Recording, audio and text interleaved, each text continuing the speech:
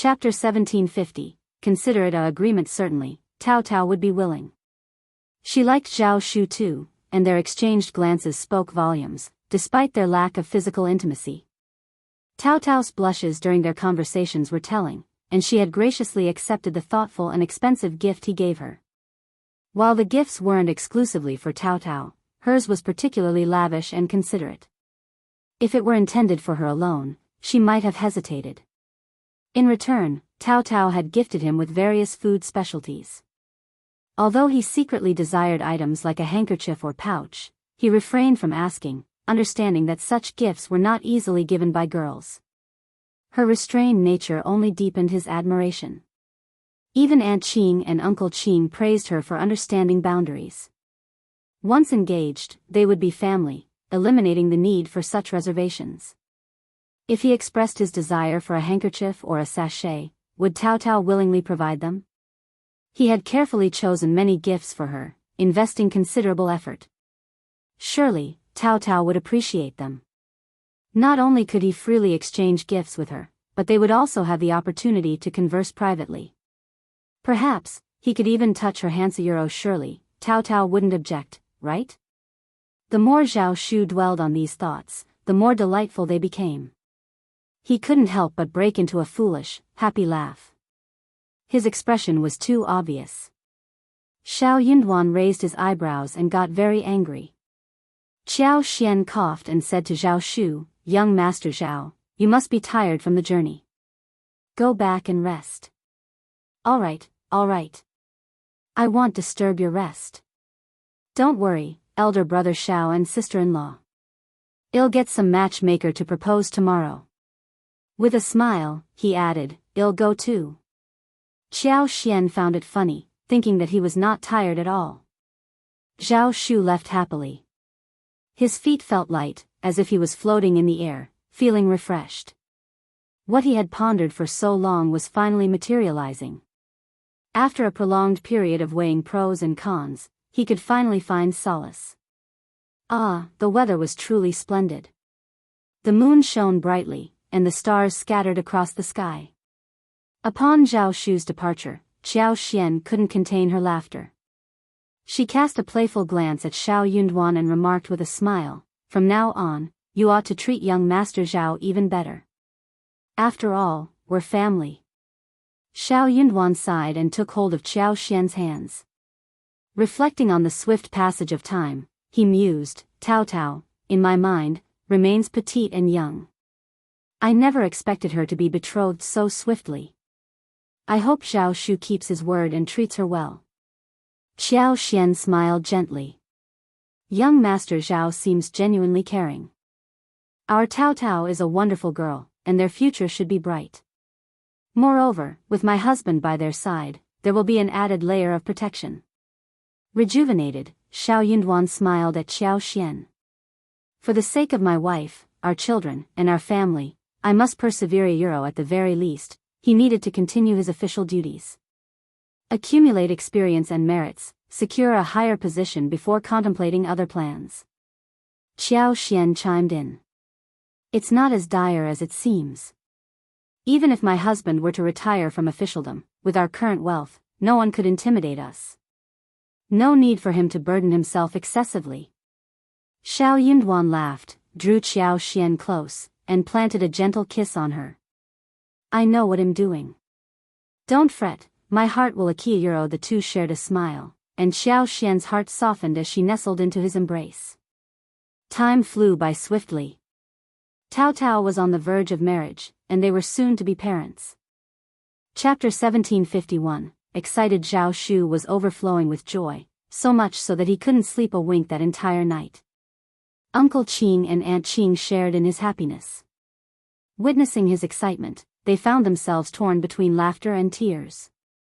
Anxious to make preparations, Zhao Shu needed to return to Yuzhang the following day. While not as prosperous as Jiangnan, Yuzhang, being a provincial city, offered access to goods from both the north and south. The marriage proposal was merely the beginning. The actual purchases would take place in Yuzhang. Afterward, he planned to acquire a spacious house in Yuzhang province. This would not only serve as a convenient residence for him and Tao Tao but also accommodate the betrothal gifts he had prepared in Jiangnan. Anticipating his brother's extended stay in An's province, Zhao Shu considered buying a house there as well. When Xiao Yunduan settled down, Zhao Shu envisioned picking up Tao Tao and her mother to visit and stay for a while. Surely, Tao Tao would be delighted, earning praise from her mother-in-law.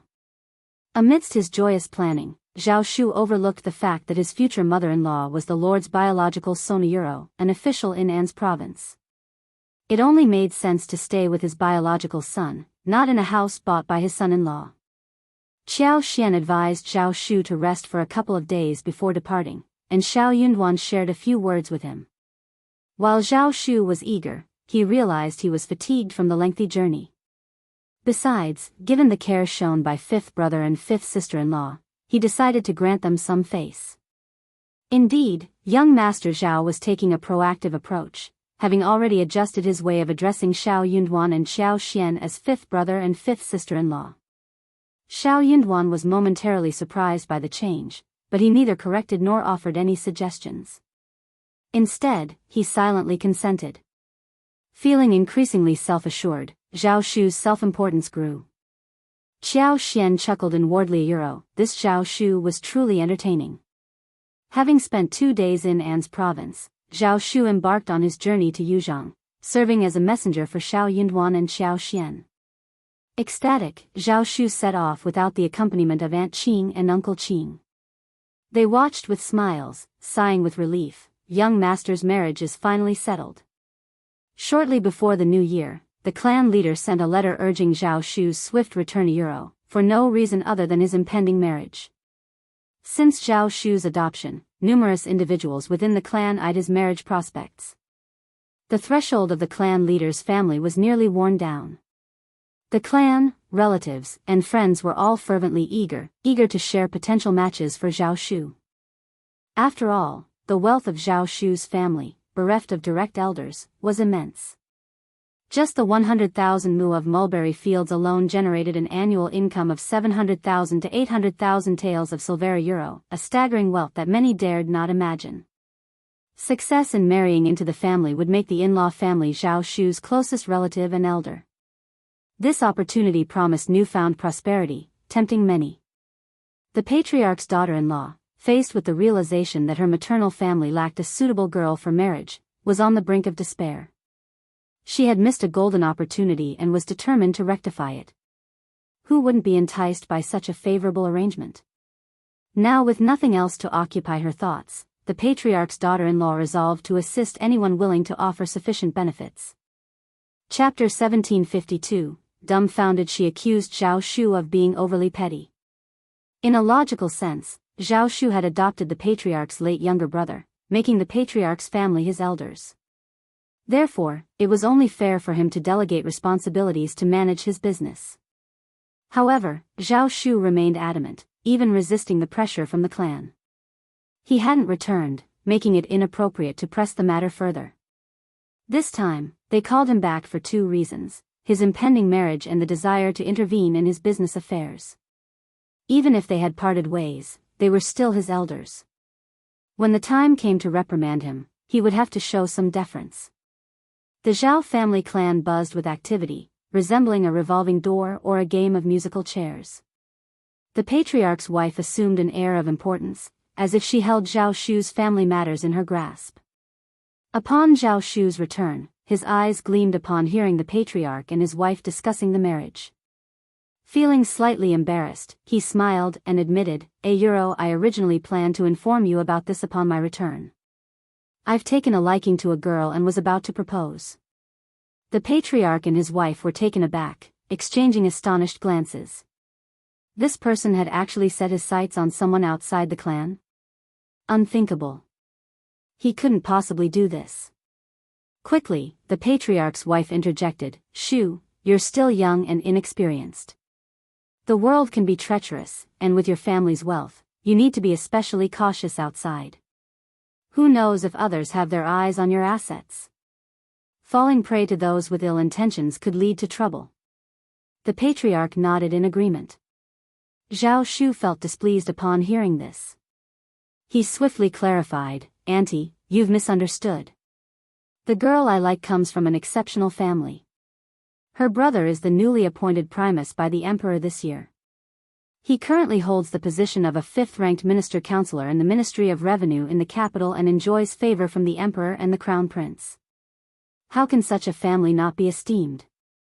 The patriarch's wife froze in surprise.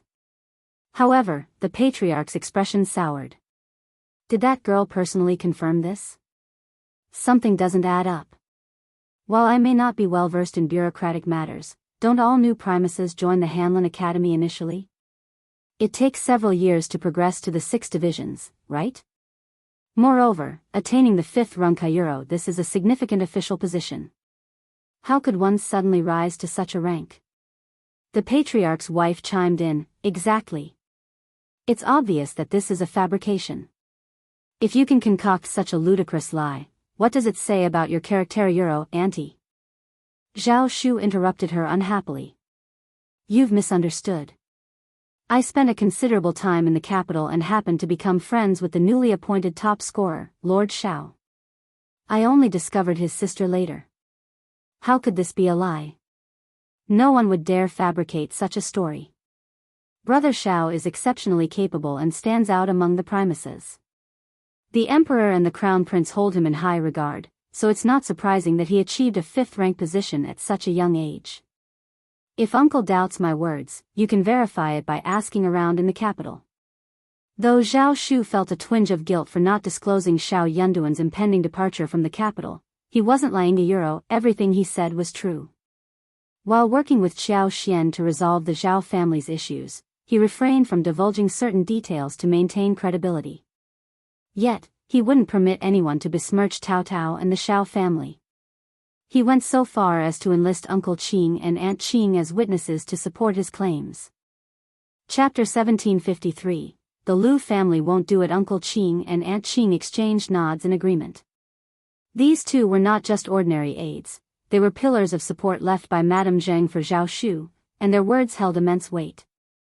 The patriarch and his wife found themselves unable to counter their stance. Sharing a meaningful glance, the couple realized they had no choice but to let go of their objections. Zhao Shu's choice in marriage surpassed the standards set by his family. There was no logical reason for him to reconsider. Besides, given the prospective spouse's popularity with the crown prince and the remarkable achievement of being a 5th-grade official at such a young age, Zhao Shu's future seemed boundless. The patriarch dared not risk offending such a significant figure easily. With a few words of blessing, the patriarch dismissed Zhao Shu, leaving him to rest. Once Zhao Shu departed, an unspoken conversation passed between the patriarch and his wife. The patriarch sighed, breaking the silence. "Let it be. Regardless, Shu treats us well. His choice will benefit the Zhao family in the long run." His wife sighed in agreement. Though lingering reluctance remained, they had to concede. Zhao Shu's generosity, especially during festive occasions, was undeniable. The New Year's gifts and the 15th of August brocade, with each piece valued at 300 taels of silver, showcased his affluence. The silver alone amounted to a generous sum of 5,000 taels. Comparatively, Zhao Mu paled in comparison. The matter seemed settled, but when the patriarch's wife confided in her cousin, Mrs. Lu, about Zhao Shu's choice, Mrs. Lu was taken aback and displeased. Initially confident in the match, Mrs. Lu had assumed Zhao Shu, with no other elders to consider, would naturally heed the suggestions of the patriarch and his wife. She had already envisioned the calculation of Zhao Shu's assets. Mrs. Lu had meticulously planned everything. Once her youngest daughter was engaged to Zhao Shu, she intended to have them married within the next 2 to 3 months. Considering Zhao Shu's age, it was high time for him to settle down. Post-wedding, she envisioned a stint at Zhao Shu's residence to assist her daughter in managing the household. Anyone deemed unruly or disobedient would be promptly dismissed. Her strategic move involved entrusting her son, daughter-in-law, 2 other daughters, and son-in-law with the responsibilities of the Zhao family's business. They were family, and Mrs. Lu insisted on their active involvement, unwilling to let outsiders take charge. Mrs. Lu felt empowered to scheme in such a way because she perceived Zhao Shu as vulnerable, lacking parents or siblings. In due time, she would become his mother-in-law and the closest elder in his Liffey Euro. How could he possibly resist? Mrs. Lu went so far as to inquire about Zhao Shu's assets, piecing together enough information to fuel her excitement. As she shared her plans with her family, excitement rippled through them as well. Despite Mrs. Lu and her husband urging caution and discretion about their newfound wealth, their secrecy didn't last long. Once the news broke, it spread like wildfire. The sons and daughters-in-law of the Lu family, unable to contain their enthusiasm, inadvertently leaked the information. Despite fervent warnings to keep it under wraps, word got out. Rumors echoed throughout the community, with even the youngest child in the neighborhood supposedly aware that the Lu family's youngest daughter was on the verge of marrying the wealthiest man in Jianghu, Zhao Shu. The Lu family's fortune seemed destined to soar. Just as the Lu family reveled in their imminent prosperity, the wife of the Zhao family's patriarch abruptly instructed them to abandon their plans. Letting go of such aspirations proved to be an unbearable task for the Lu family. Chapter 1754. Bewitchment. Mrs. Lu seethed with anger, her chest turning cold, and her vision threatening to black out a euro. She was on the verge of fainting. The audacity of the situation felt like an outright betrayal. Had it not been for her appeal to the patriarch's wife for assistance, Mrs. Lu might have unleashed a torrent of curses. This level of manipulation was beyond acceptable. The Lu family had meticulously prepared for the alliance, and the sudden change was utterly unjustifiable. The patriarch's wife's directive to forget it sounded absurd. How could they simply erase such elaborate plans? The shame would be insurmountable, tarnishing their standing with relatives, friends, and neighbors. Suppressing her fury, Mrs. Lu shifted tactics to sway the patriarch's wife. Her reasoning was sound. Marrying her daughter to Zhao Shu promised far greater benefits for the patriarch's family. Mrs. Lu made a generous promise, emphasizing the potential advantages for both families. She insinuated that when the time came, members of the patriarch's family could actively participate in managing Zhao Shu's assets. It seemed like a win-win situation. Although tempted, the patriarch's wife hesitated. Instead of immediate agreement, she approached Zhao Shu, subtly suggesting that he involve her two sons, brothers, and nephews in their plans. Zhao Shu found the suggestion distasteful. Flatly refusing, he clarified that while Uncle Qing could arrange suitable positions for them, adherence to rules was non-negotiable. Not everyone could become a manager, let alone assume a chief managerial role right from the start. Even if they contributed, their progress would align with the natural course of their abilities. While Zhao Shu wasn't deeply involved, he adhered to the principles instilled by his mother, Madame Zheng. This approach mirrored the rules governing the businesses under his control and those of the Zheng family in the past. Unyielding in his commitment, he refused to compromise for anyone. This stance deeply displeased the patriarch's wife. In her view, her two sons, being Zhao Shu's cousins, deserved to be chief stewards from the start. How could Zhao Shu audaciously delegate such responsibilities to his subordinates? As for her brothers and nephews from her maternal family, she knew their disposition well. Accustomed to being landowners with over 300 mu of land in the countryside, they were used to the roles of old masters and young masters. The notion of starting from the bottom seemed preposterous to them. They envisioned a life of prosperity and leisure, not hard work. If Zhao Shu had the compassion, a place in his heart for his aunt, he could have let them oversee matters and assigned a deputy to handle the practicalities. Yet, he refused outright. The patriarch's wife, swayed by Mrs. Lu's enticement and fueled by dissatisfaction, sought solace in discussions with Mrs. Lu. Having gathered information from various sources, she knew Zhao Shu's resolve to marry into the Shao family was unwavering. Fueled by discontent and anger, she began entertaining malicious thoughts. Her first scheme involved orchestrating a chance encounter between Miss Lu and Zhao Shu. A carefully arranged meeting could create an illusion of fate, fostering love at first sight. Assuming Miss Lu presented herself as a delicate beauty, coupled with the orchestrated encounter, there was a chance Zhao Shu might be swayed. In an unexpected turn, Zhao Shu sprinted away at the sight of the seemingly serendipitous meeting, petals falling from the sky like discarded dreams. Chapter 1755, Scheme failed. Miss Lu, being a girl, couldn't shake off her shyness. Despite the awareness that the entire affair reeked of manipulation, she still harbored the romantic notions of a young girl. Unexpectedly, before she could approach Zhao Shu, he likely barely glimpsed her face. He only registered a rose-red embroidered dress before swiftly turning on his heels and running away. Left behind in embarrassment, Miss Lu, who was meant to, coincidentally, encounter Zhao Shu, returned home in tears. Overwhelmed by sadness and shame, she felt thoroughly humiliated, much to the fury of Mrs. Lu. In reality, Zhao Shu hadn't dwelled much on the incident. He was simply exercising caution. While strolling through the plum trees, he spotted a girl in vibrant attire. Sensing a potential gossip risk, he opted for a hasty retreat to avoid implicating her reputation. A gentleman at heart, he wouldn't indulge in wicked actions. Creating a convincing, coincidental encounter required meticulous planning and timing. Missing an opportunity meant the task would become exponentially more challenging. Being both affluent and socially sought after, Zhao Shu juggled numerous engagements daily, especially with his impending marriage to the prominent Shao family in the capital. The patriarch's wife aimed to orchestrate another meeting between Zhao Shu and Miss Lu, but time slipped away. With Zhao Shu's imminent departure to the capital after the first lunar month, the patriarch's wife felt a sense of urgency. Though conflicted, Mrs. Lu, resolute and unyielding, persisted in her quest to rectify the situation. While not an original strategy, its success, if achieved, would be an undeniable victory. Zhao Shu would find it impossible to renege on his commitment. Both the Lu family and the patriarch's wife were resolute in ensuring Zhao Shu didn't backtrack on his commitment. The patriarch's wife, although initially hesitant, harbored fears of failure and potential future animosity from Zhao Shu.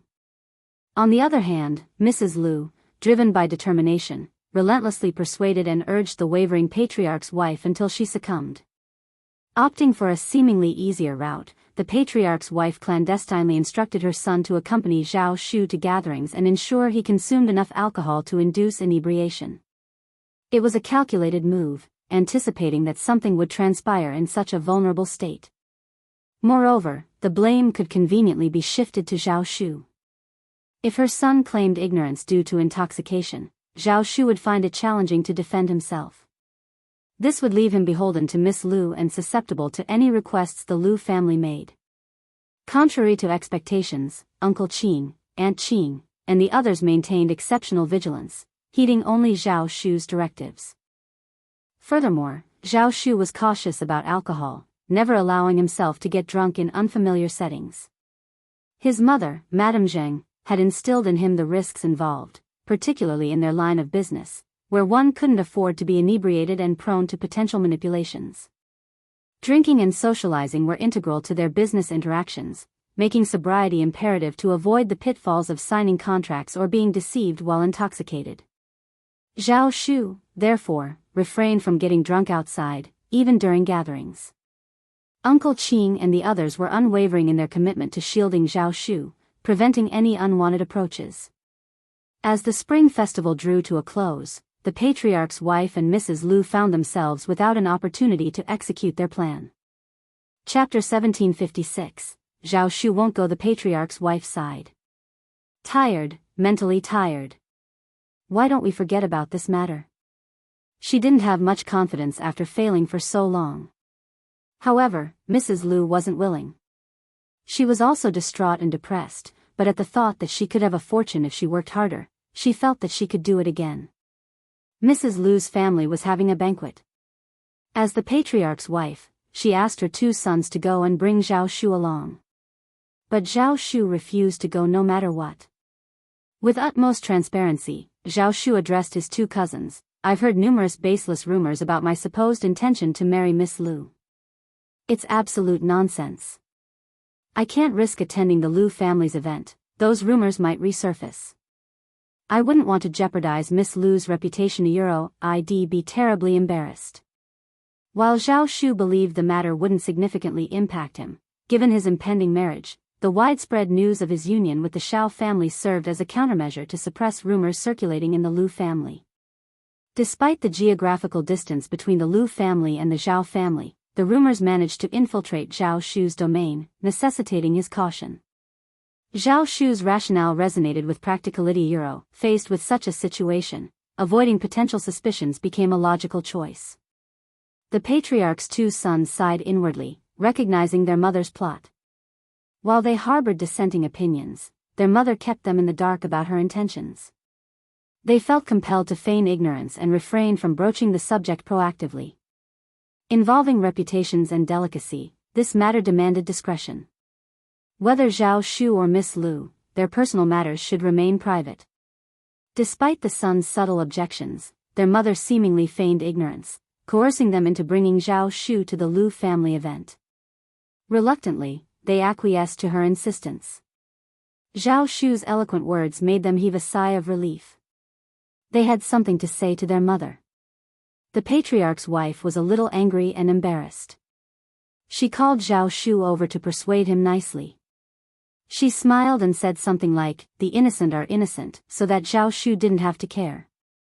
No one would believe that nonsense. Moreover, the more he hid, the more problematic it was. If he went openly, no one would be able to say anything. Zhao Shu was still unwilling. He had his own reasons. He, Zhao Shu, had nothing to do with the Lu family, and their family had nothing to do with the Lu family. Why should he go? He wanted to ride on his cousin's coattails. Wasn't this obvious that outsiders would think that there was a problem? The patriarch's wife couldn't say anything, but she couldn't show her intentions too clearly. She was helpless. Unexpectedly, Mrs. Lu was unwilling to give up. She sent her son over and asked them to bring Zhao Shu home no matter what. Uncle Qing and Aunt Qing could not take it anymore. The two young masters of the Lu family did not even get to see Zhao Shu. Perhaps Zhao Shu was still in a daze and did not know anything, but he could not hide any clues from Uncle Qing and Aunt Qing. The two of them vented their frustrations silently, muttering, "Shameless," under their breaths. The audacity of the failed scheme irked them, yet the Lu family dared to brazenly intrude on their territory in an attempt to reclaim Zhao Shu. How audacious! Did they truly believe their young master would succumb to bullying without anyone to defend him? The term "calculate" crossed their minds, reflecting the underhanded nature of the Lu family's actions. Simultaneously, they couldn't help but feel gratitude for their young master's fortunate association with Lord Xiao and Madame Xiao. The prospect of him marrying Miss Xiao Taotao brought a sense of relief and hope for a brighter future.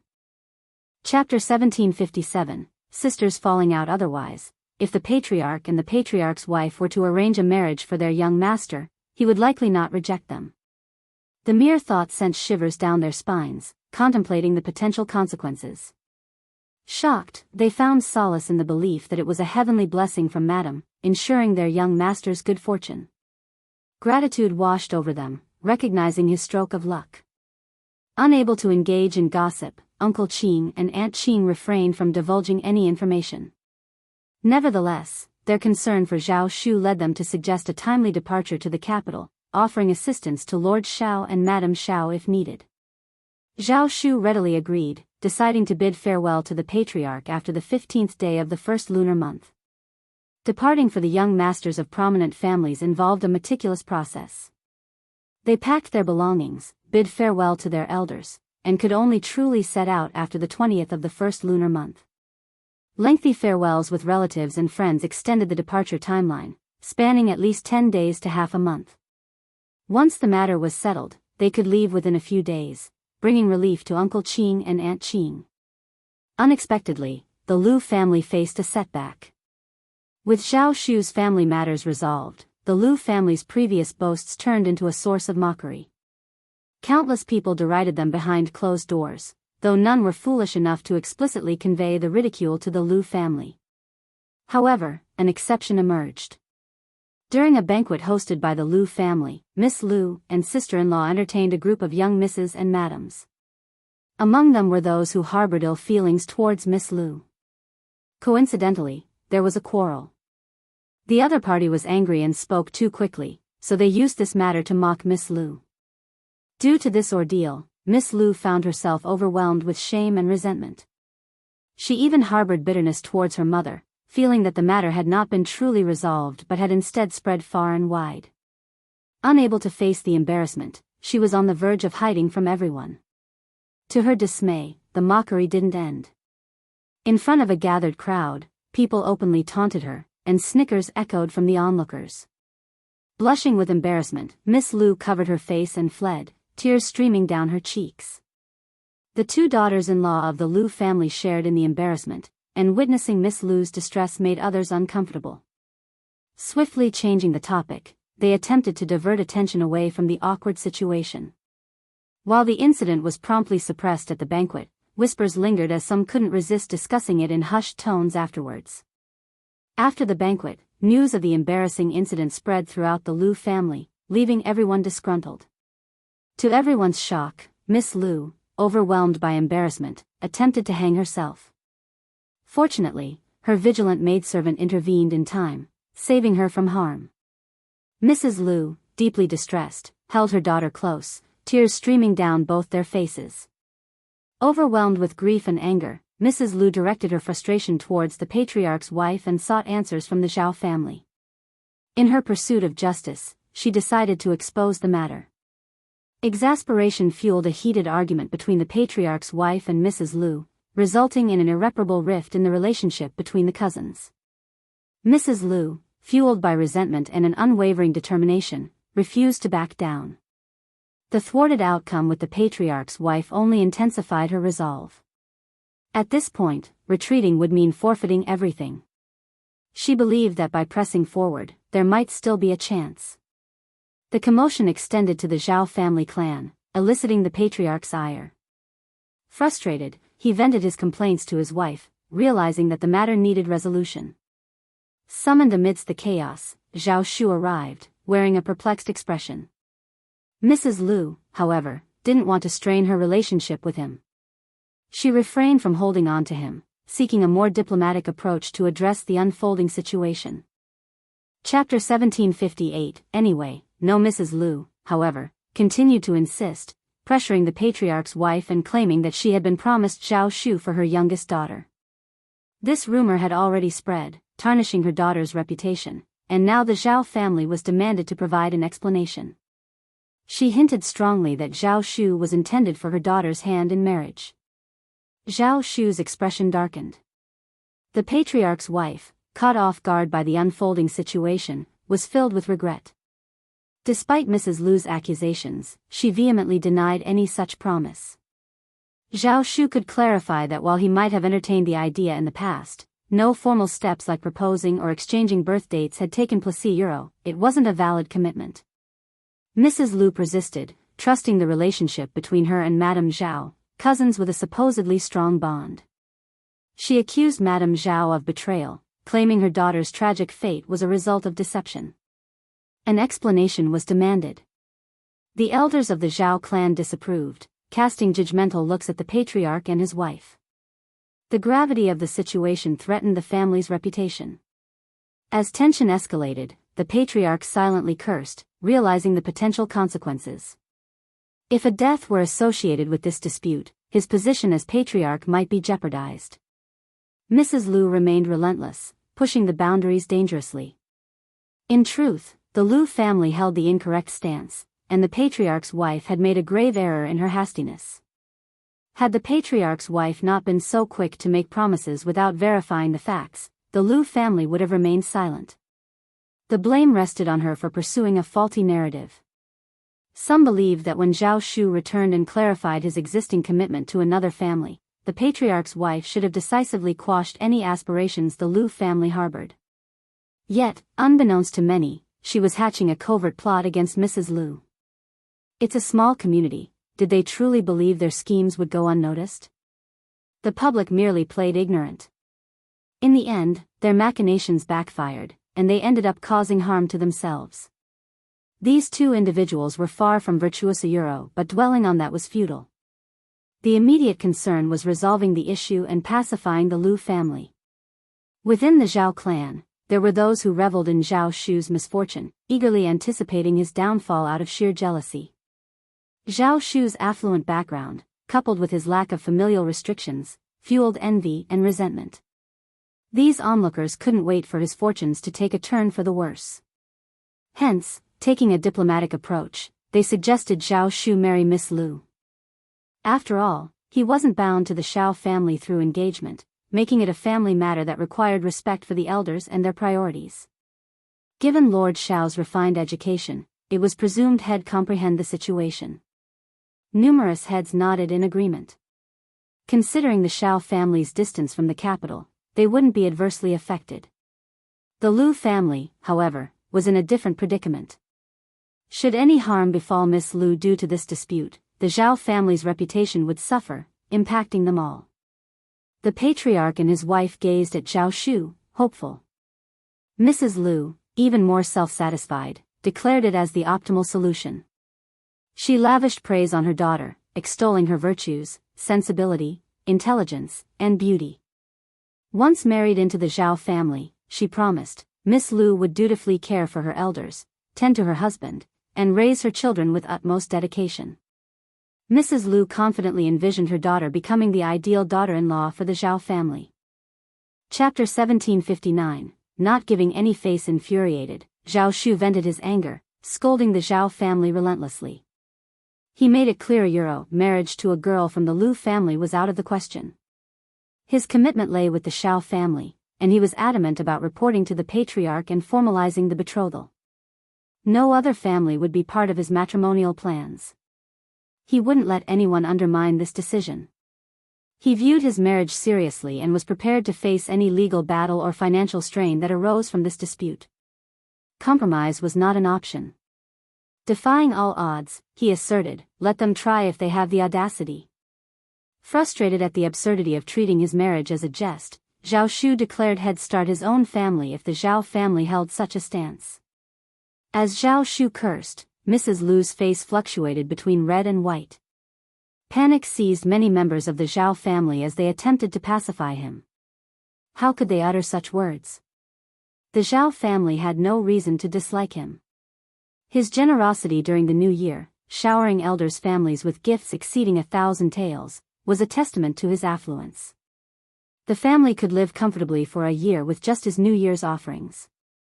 No matter who opposed him, the god of fortune seemed to favor him. Rich, influential, and well-connected, Zhao Shu was beyond the Zhao family's control unless he willingly yielded.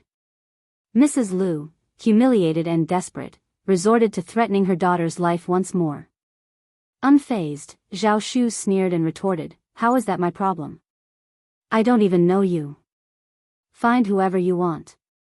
I couldn't care less." Mrs. Lu nearly fainted from the intensity of her anger. The patriarch and his wife wore expressions of extreme displeasure. Zhao Shu showed no regard for their authority. Observing their evident fury, Zhao Shu took a measure of satisfaction. His substantial wealth, though disposable, wouldn't be spent on tolerating their bullying. Despite belonging to the same clan, he drew a line at being coerced into unwanted commitments. He asserted firmly, "Let's be clear, I won't marry this girl, no matter which family she belongs to. Who dared to scheme behind my back, and how did you bring her here? Sort out sending her back." His words aimed solely to repel and disgust them. Mrs. Lu, infuriated, nearly spewed blood as she scolded the patriarch's wife for implicating her in the responsibility. The two women engaged in a heated argument, teetering on the verge of physical confrontation if not for the onlookers. Unyielding, Zhao Shu held his ground, and Mrs. Lu clung to the patriarch's wife, almost driving her to insanity. Ultimately, the patriarch's wife offered a substantial monetary compensation to the Lu family, taking full blame and framing it as a misunderstanding that tarnished Miss Lu's reputation. The Lu family reluctantly relented. Despite his dissatisfaction, Zhao Shu's defiance left the Zhao family with limited options. What else could they do? Refusing marriage, Zhao Shu remained beyond the Zhao family's control. As for the Lu family and the patriarch's family, their interactions were virtually non-existent. Annoyed by the clan's interference, Zhao Shu reported to the elders and departed within a few days. His business in the south faced delays, and upon reaching the capital, he discovered that Xiao Yunduan and Xiao Xian had already left for An's province, leaving Zhao Shu somewhat regretful. Nonetheless, since he was already in the capital, he decided to inspect their properties on behalf of Xiao Yunduan and Xiao Xian. Chapter 1760, Preparing to Propose Marriage. And so, Zhao Shu made his way to the manor in Cloudwater Town, engaging in a conversation with the manager. He provided instructions on various matters, assisted in resolving a minor issue, and gathered some information in the capital before departing. Originally bound for An's province, halfway there, he found himself reconsidering. A stronger desire drew him towards Yuzhang. Changing course, Zhao Shu headed straight to the first section of the Xiao family in Xiaoding village. After spending some time in Xiaoding village, he proceeded to An's province to formalize the marriage proposal. Securing a promise from Xiao Yunduan, he happily returned to Xiaoding village. As for the events in the Zhao clan's hometown, Zhao Shu kept them tightly concealed, deeming it unnecessary to disclose. He had assured the Xiao family, so why complicate matters? Perfectly resolving the situation, Zhao Shu arrived in Yuzhang province and visited Yuezhing Xiao. Brimming with pride, he shared the news of his impending daughter-in-law, receiving blessings from Yuezhing Xiao, who even accompanied him for city shopping. They even invited a matchmaker from the provincial city. Overflowing with gratitude, Zhao Shu praised Yuezhing Xiao as a good man, offering his assistance in the future. Yuezhing Xiao couldn't help but chuckle, finding Zhao Shu's enthusiasm amusing. Little did he know, Zhao Shu harbored a hint of guilt towards him. Preferring Tao Tao, Zhao Shu perceived Yuezhing Xiao, close to the Xiao family, as a potential rival. Misunderstandings fueled his suspicion, only to realize later that he had misjudged. Although unknown to others, he carried the weight of this self-aware guilt, feeling he had let Yuezhing Xiao down. If Yuezhing Xiao knew what he was thinking, he would be caught between laughter and tears. Tao Tao was a good girl, and if the two families got married, they would be closer to the Xiao family. Yuezhing Xiao had such a thought, but he soon gave it up. The daughter-in-law of a big family like the Yuezhing family was not someone a girl like Tao Tao could deal with. In contrast, Zhao Shu's family dynamics were simpler, making him a more suitable match. With everything prepared, Zhao Shu led his men to Heshan County, where they stayed at an inn. Aunt Qing was entrusted with delivering Xiao Yunduan's letter to the Xiao family, outlining his opinions on the marriage. The matchmaker arrived, and Ms. Fang, overjoyed, couldn't stop smiling. She gladly accepted the proposal, and the marriage was officially arranged. Tao Tao, secretly elated, felt as if a weight had been lifted from her heart. Fifth brother and fifth sister-in-law gave their approval, indicating that she had chosen wisely. It was indeed a cause for celebration. The exchange of birth dates took place, with Aunt Qing bringing along invaluable jewelry, clothes, and precious gold and jade ornaments symbolizing auspiciousness. She personally made arrangements with the sect, paving the way for the betrothal and marriage discussions. With no direct elders in Zhao Shu's family, and the patriarch being distant, he took it upon himself to oversee the negotiations. Chapter 1761, A Fight. The prospect of having a private conversation with Tao Tao filled Zhao Shu with joy. However, he hadn't anticipated that the Xiao family would stir up another commotion due to this marriage. Being the daughter of the first section of the Xiao family, Tao Tao's hand in marriage had been off-limits due to Xiao Yunduan's influence. Although some hopefuls had initially tried, Ms. Fang promptly rejected their advances, causing them to abandon their aspirations. People had witnessed Xiao Yunduan's capabilities, dissuading anyone from attempting anything unconventional. The first section of the Xiao family wasn't easily fooled. Curiosity buzzed in the air as everyone wondered about the family Tao Tao would be betrothed to. When a matchmaker finally entered the first section of the Xiao family and left with joy, Xiaoding village erupted in excitement. Tao Tao's impending marriage became the talk of the village. Speculations ran wild about which fortunate young master would be marrying Mr. Primus' sister. The first section of the Xiao family was suddenly bustling with activity, as many came to inquire. Amidst the joy and anticipation, Ms. Fang knew what was coming. Young Master Zhao was a commendable man, and Tao Tao would surely find happiness with him. However, worries surfaced about the failed attempt of the third branch to inform Xiao Xiaoji about Zhao Shu. Now aware of the situation, Ms. Ma and third uncle might cause a scene. Yet, Ms. Fang reasoned that as Tao Tao's future husband, Zhao Shu would eventually visit the Xiao family. The matter couldn't be hidden, and it was, after all, a joyous occasion. There was no need to keep it a secret, and whenever someone inquired, the first section of the Xiao family shared the news openly. When everyone heard this, they were stunned for a moment before smiling and congratulating them. Young Master Zhao had been to the first section of the family of the Xiao family for so many times, and he came here whenever he had nothing to do. He had thought that it was strange, but it turned out that he was here for Tao Tao. That made sense. As for Ms. Ma and third uncle who were interested in Zhao Shu, they did not mention it in front of the first section of the family of the Xiao family. They were not stupid enough to bring it up in front of them.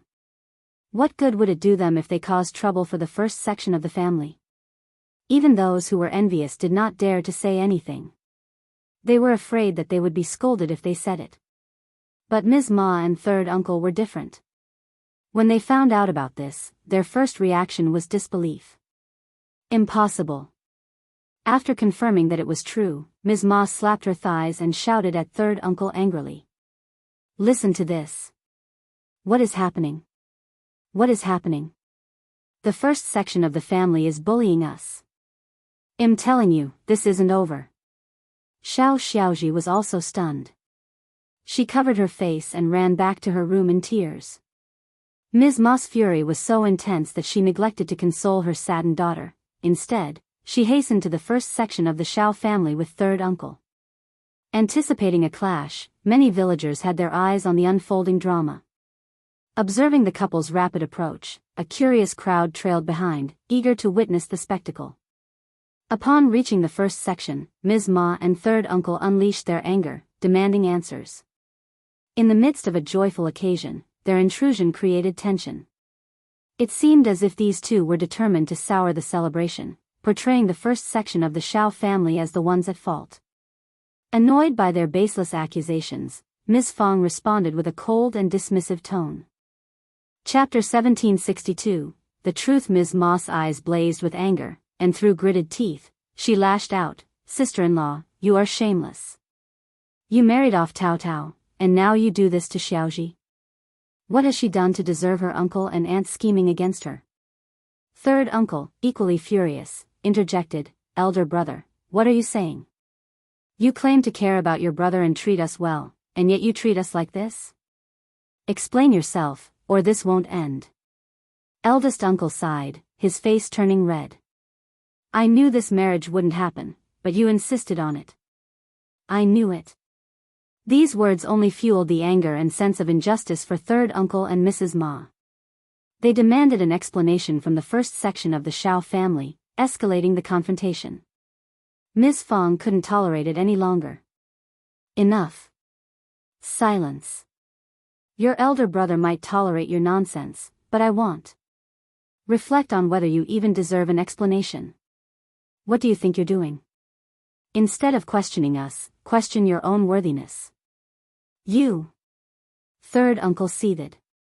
Master Zhao initiated the proposal through a matchmaker.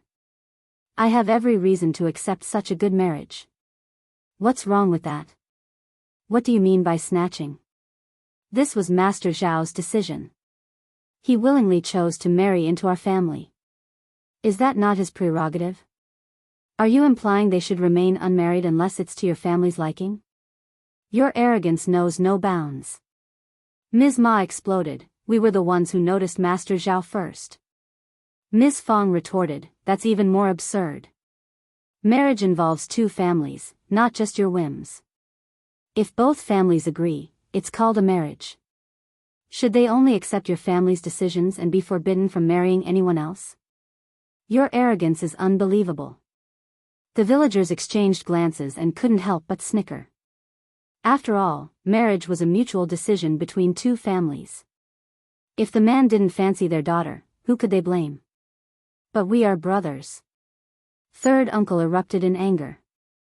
We informed Xiaoji about Master Zhao first and even asked you to mediate. Instead of helping, you chose to marry Master Zhao. Are we still considered brothers to you?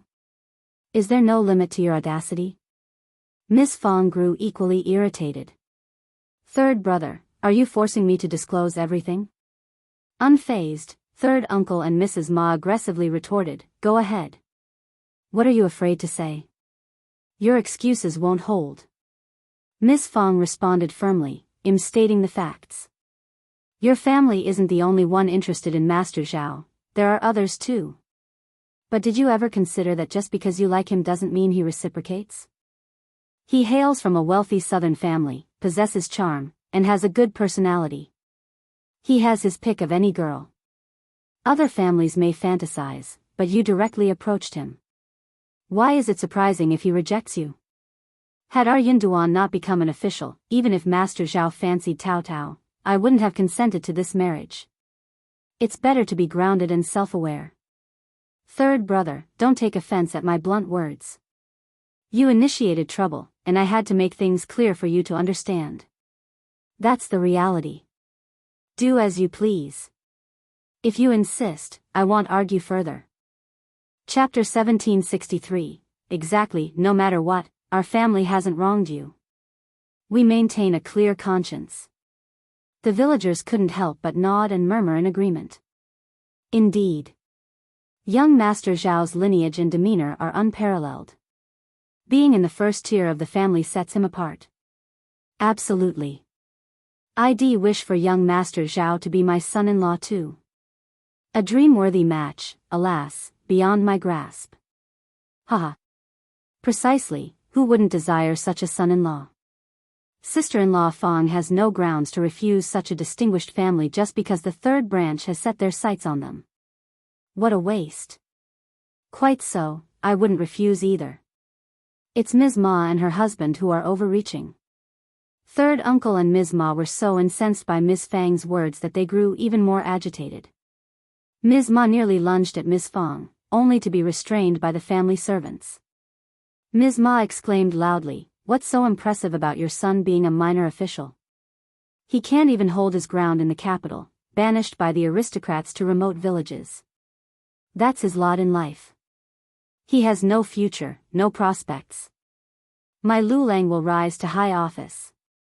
Just wait and see, this isn't over."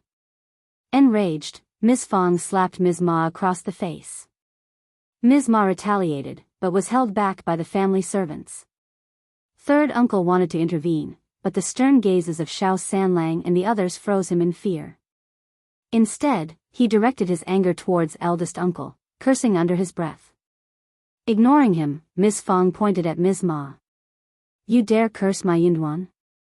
I'll shut that mouth of yours. What do you know of politics? Let me warn you again, watch your tongue, or you'll find trouble knocking at your door. And by then, the whole family will rue the day. Young Master Zhao is here proposing marriage, proof that my Yunduan is flourishing. You belittle my Yunduan.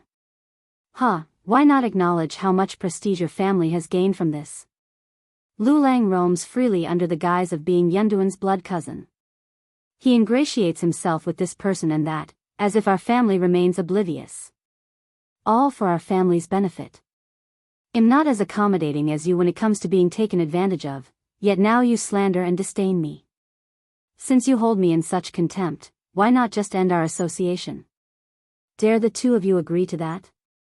Ms. Ma and third uncle glared fiercely, still seething with anger, yet refrained from further comments. Could they really sever ties?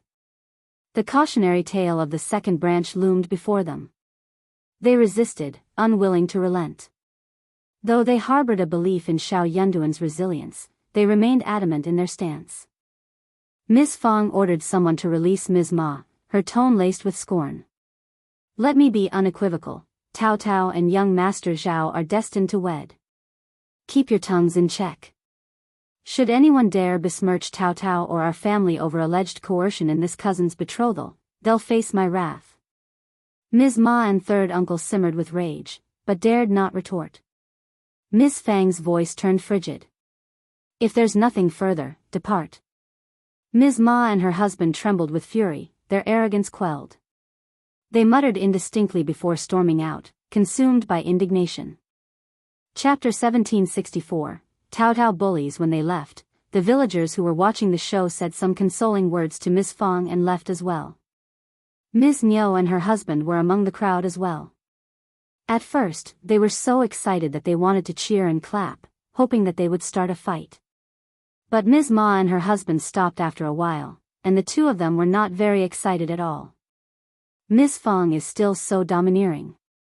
Heh, she has a son who's an official. How can she not be domineering? Otherwise, not many people would be eager to have an official in their family. Hearing this, Ms. Nyo got discouraged again. She made up her mind to have her eldest grandson read the books and become an official in the future so that she could be domineering and domineering too. Their eldest grandson, Xiao Xianwen, had attended the village school the previous year, yet he harbored a strong aversion to education. Refusing to rouse early, he frequently arrived late, suffered headaches during writing and memorization tasks, and took frequent absences, resulting in a disarrayed academic record. Despite the familial discord between the first and second branches, their blood ties remained intact. Ms. Nyo's obstinacy made it challenging for teachers to discipline her grandson, compounded by his academic struggles, leading to leniency from the instructor. In stark contrast, Xiao Zhenyan excelled academically, demonstrating proficiency in writing and recitation of classical texts like the Analects of Confucius and Mencius. The teacher even planned to introduce him to the spring and autumn period later in the year. With the family's newfound affluence and Ms. Nyo's adoration for her grandson, Xiao Dalong endeavored to support her. However, Ms. Nyo harbored suspicions toward Mei Qing, her stepmother, accusing her of orchestrating the discord.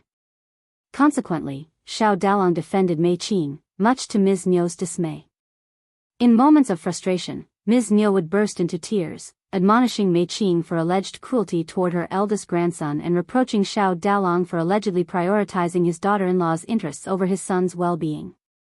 In short, they were in a tizzy and no one could rest in peace. Mei Qing didn't dare to argue with her and cried in front of Xiao Dalong. Xiao Dalong felt sorry and guilty. In a fit of anger, he simply ignored his son and let his parents take care of him. Ms. Nyo hoped so. But what did she know? She had taught him a lesson, and Xiao Xianwen became more and more useless. Thus, the second section of the family was in a tizzy and wild shrieks and howls for a period of time. In the end, it returned to calm. Nesayuro Ms. Ma and third uncle returned home dejectedly, full of anger. As soon as they entered the courtyard, they saw Xiao Xiaoji, who had run back into the house to cry, come out. Her eyes and nose were red. When she heard them return, she looked up at them with tears in her eyes. My daughter. Ms. Ma felt sorry for Xiao Xiaoji and started to cry too. Witnessing the scene, Xiao Xiaoji recognized the bleakness of their situation. Tears streamed down her cheeks once more as she and her mother clung to each other, their cries filled with despair. I can't bear Thesayuro Wawayuro Tao Tao is such a bully. I confessed my feelings for young Master Zhao, but Sheyuro she said no Thingayuro if she also likes him, why not speak up? Do you think I have a chance against her? She kept silent but schemed behind my back. She's just too Muchayuro unaware of Xiao Ziota's inner turmoil. Miss Fang's resolve wavered. Tao Tao is truly ruthless. Our family won't be pushed around. I'll confront them. Stop. Third uncle's voice dripped with scorn. What do you intend to do? Miss Fang is formidable, attempting to reason with her is futile. With the multitude of servants in the first branch, you're courting trouble. Chapter 1765. Disappointed Ms. Ma felt a burning pain from the slap on her face, and she gritted her teeth. Are we just going to let this matter go? Third uncle said nothing. Of course, he was also unwilling. According to him, young Master Zhao was initially interested in Tao Tao, his daughter, who was also Xiao Yunduan's daughter.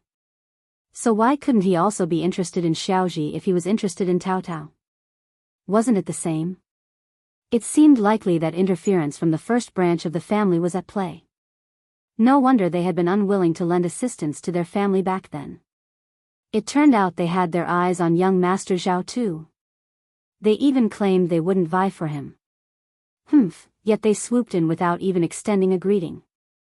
When Lulang attains an official position in the Futuri Euro, Dad. Xiao Xiaoji interjected tearfully. How much longer must we wait? Can I even afford to wait? Don't speak out of turn. Both third uncle and Ms. Ma reprimanded her simultaneously. Your sixth brother is poised to reach the intermediate level this year. Indeed, he's on track to become an advanced scholar next year. Perhaps even a primus. Humph, that's the truth. Our Lu Lang outshines Wulan by far. Initially, the notion of achieving the primus status was beyond their imagination. It seemed like a distant dream, too far-fetched to contemplate. What exactly was the primus? It was an honor bestowed only once every 3 years, amidst a vast empire teeming with scholars. The primus was hailed as the epitome of scholarly excellence. How could an ordinary person even dare to dream of such lofty aspirations? But ever since Xiao Yunduan ascended to the position of primus, they began to perceive the title as less exceptional, allowing themselves to entertain the notion. If someone like Xiao Yunduan could achieve intermediate primus status, then surely their son could too. After all, their son had always outshone Xiao Yunduan by leaps and bounds. The couple had indulged in countless fantasies of their son becoming primus and the lavish lifestyle that would follow his ascent to high office. Naturally, they were dismayed when Xiao Xiaozhi expressed her grievances. However, Xiao Xiaozhi remained resolute. I won't just let it go. Tao Tao stole my chance at marriage. It wasn't merely a matter of family background. Young Master Zhao was exceedingly handsome and dignified. His smiles radiated warmth and kindness. Xiao Xiaozhi harbored genuine affection for him. Moreover, young Master Zhao had even bestowed a smile upon her before, suggesting he held her in favorable regard. Third uncle and Ms. Ma shared her fury but felt equally powerless. When Xiao Lulang returned from the school library in the evening, the couple couldn't contain their eagerness to share the news with him. They awaited his decision with bated breath.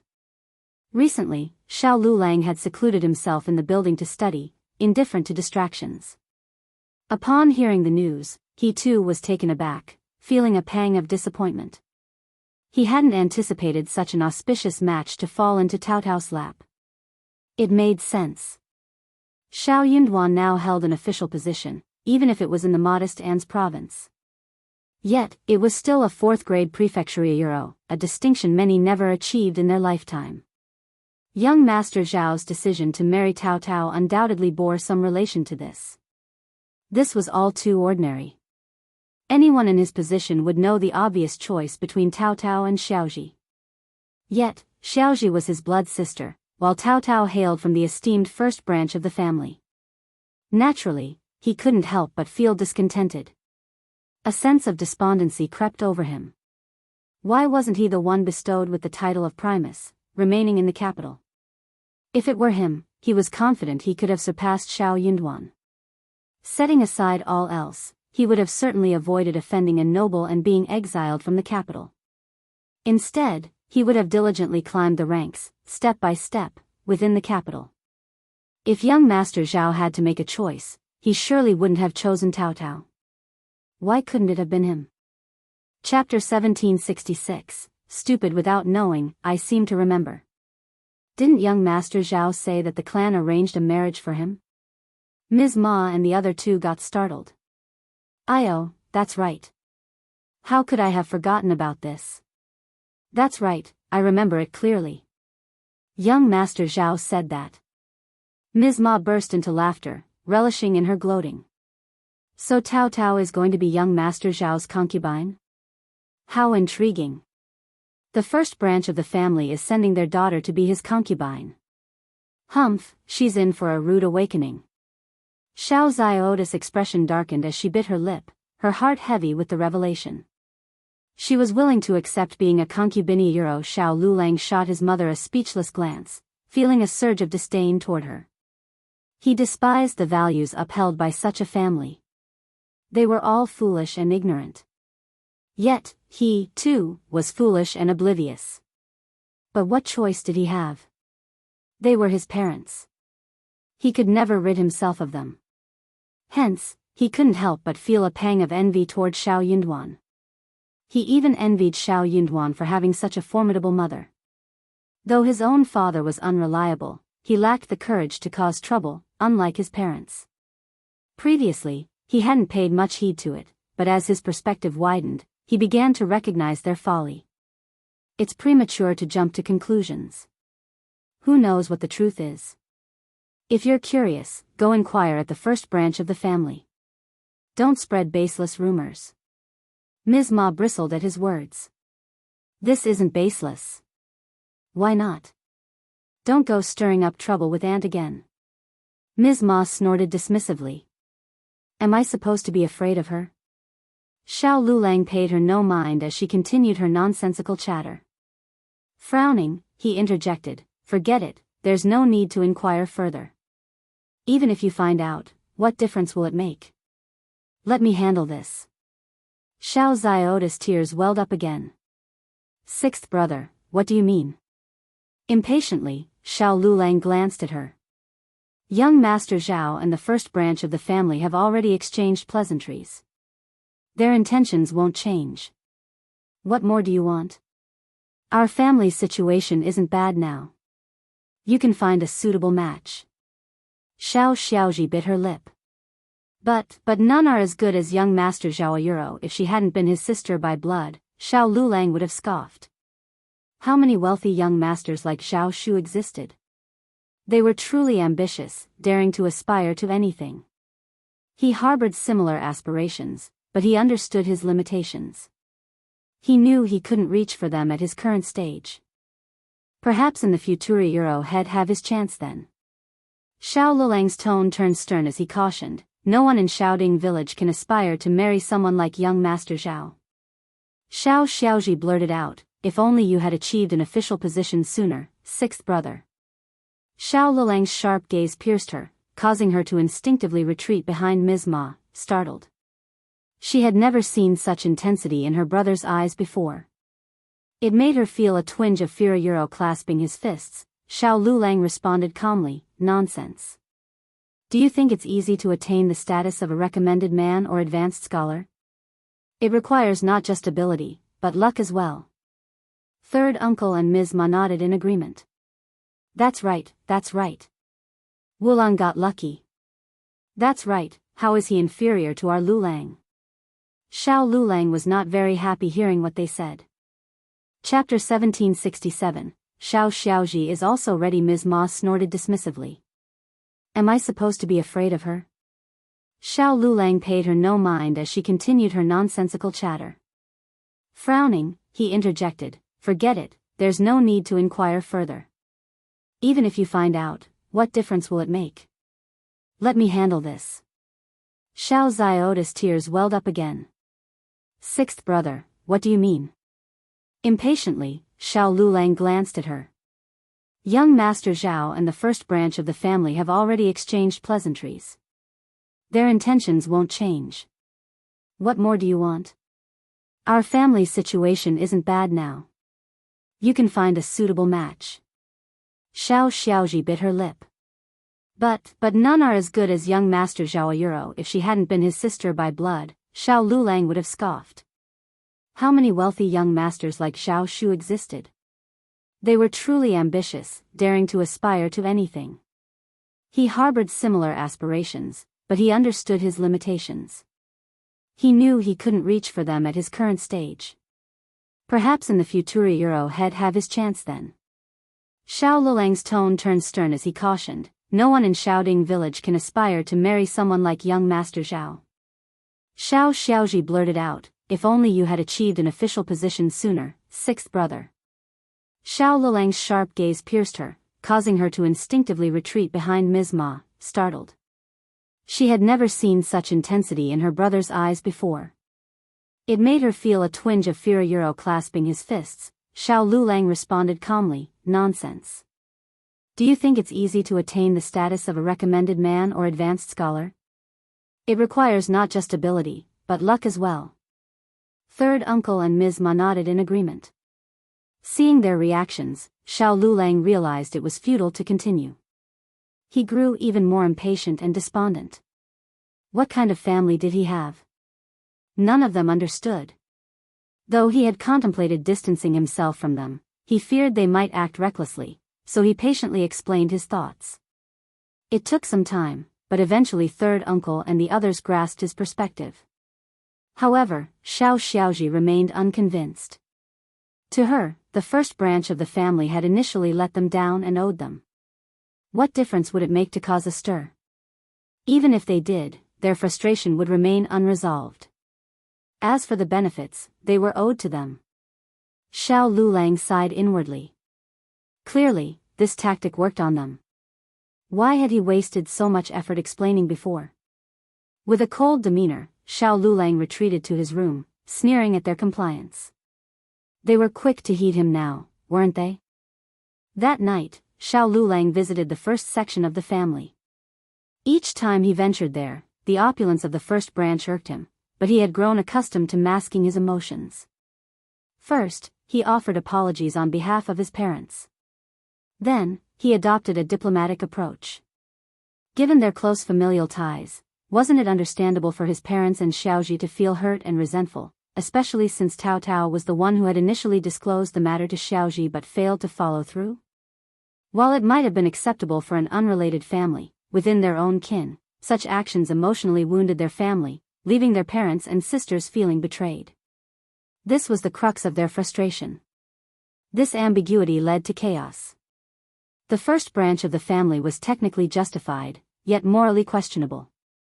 Left unresolved, the situation would likely cast Tao Tao and the eldest branch in a negative light, branding them as domineering and oppressive.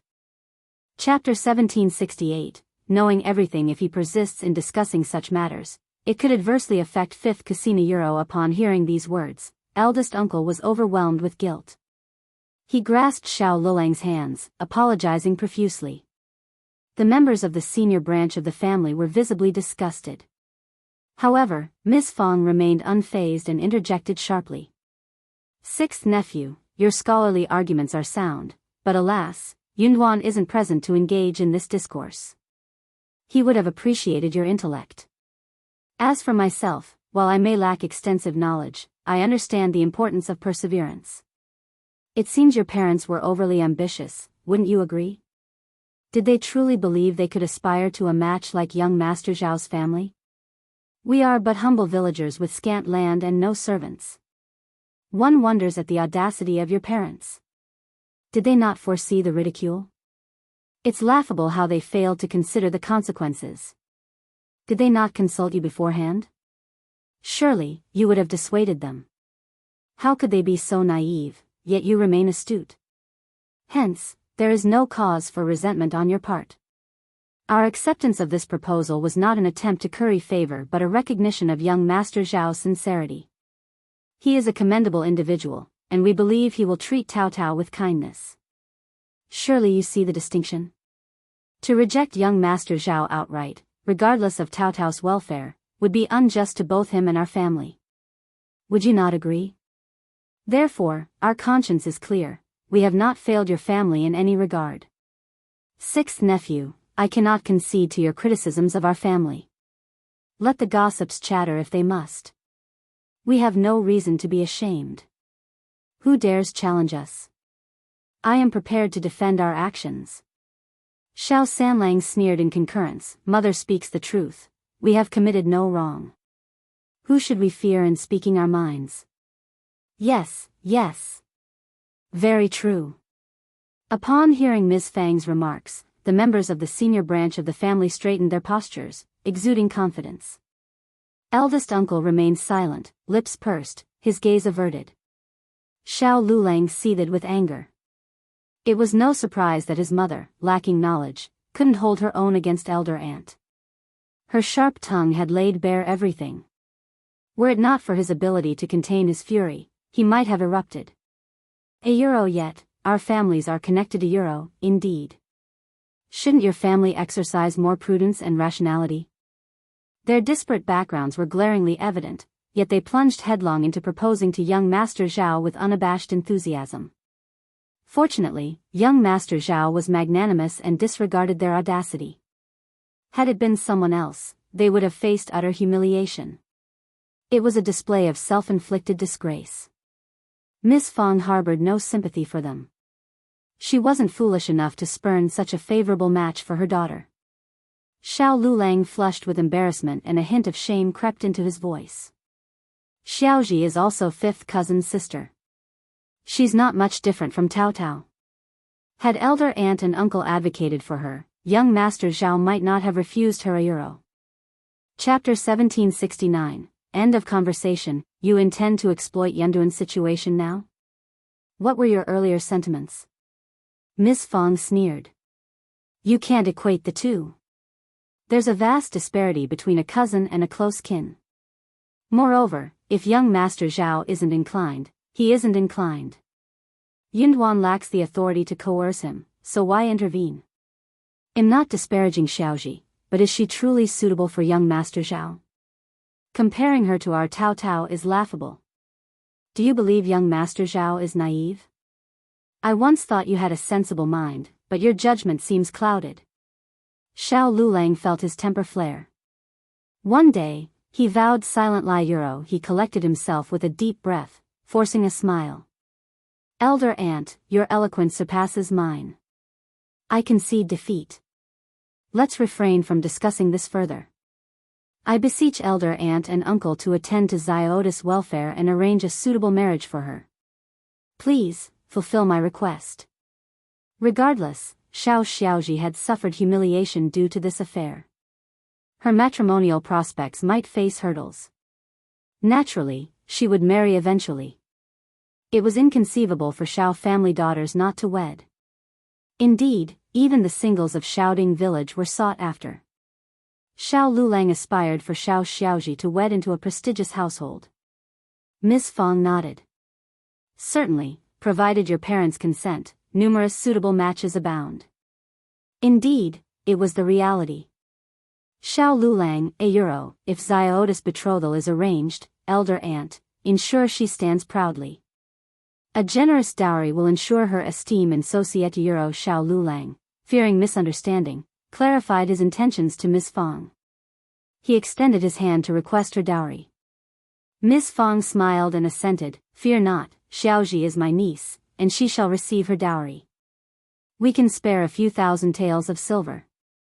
However, convey to your parents the importance of avoiding further trouble and refraining from spreading rumors. Otherwise, they may find my door shut to them. Though the third branch of the family was somewhat deserving of repercussions, the engagement of Tao Tao and young Master Zhao would subject Xiaoji to ridicule. Miss Fong was inclined to extend her support to Xiaoji, even at the expense of the first branch of the family. Miss Fong would feel remorseful if Xiaoji faced mockery and jeopardized her marriage. For Miss Fong, it was a matter of karma, and she felt compelled to act. She couldn't simply ignore the negative consequences. Now that prosperity had visited the family, Xiao Xian had generously shared the family's wealth. Miss Fong could afford to provide Xiaoji with 1,000 or 2,000 taels of silver, fine jewelry, and quality attire. Xiao Lulang finally achieved a modicum of success with his request, prompting a sigh of relief. Oh, by the way, didn't young Master Zhao mention he was already betrothed? Why the sudden change? Aunt Qing, the emissary from Zhao Shu, clarified that it was a misunderstanding, and his previous family hadn't arranged any marriage for him. He was mistaken. However, even if there were no misunderstanding, he wouldn't marry Xiaoji.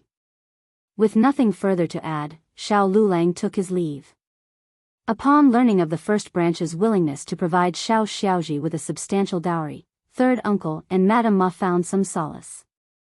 Chapter 1770, Zhao Shu is here. However, the realization that they had missed out on a promising son-in-law like Zhao Shu and the significant financial loss incurred left them feeling that a mere 1,000 taels of silver was akin to tossing a coin to a beggar.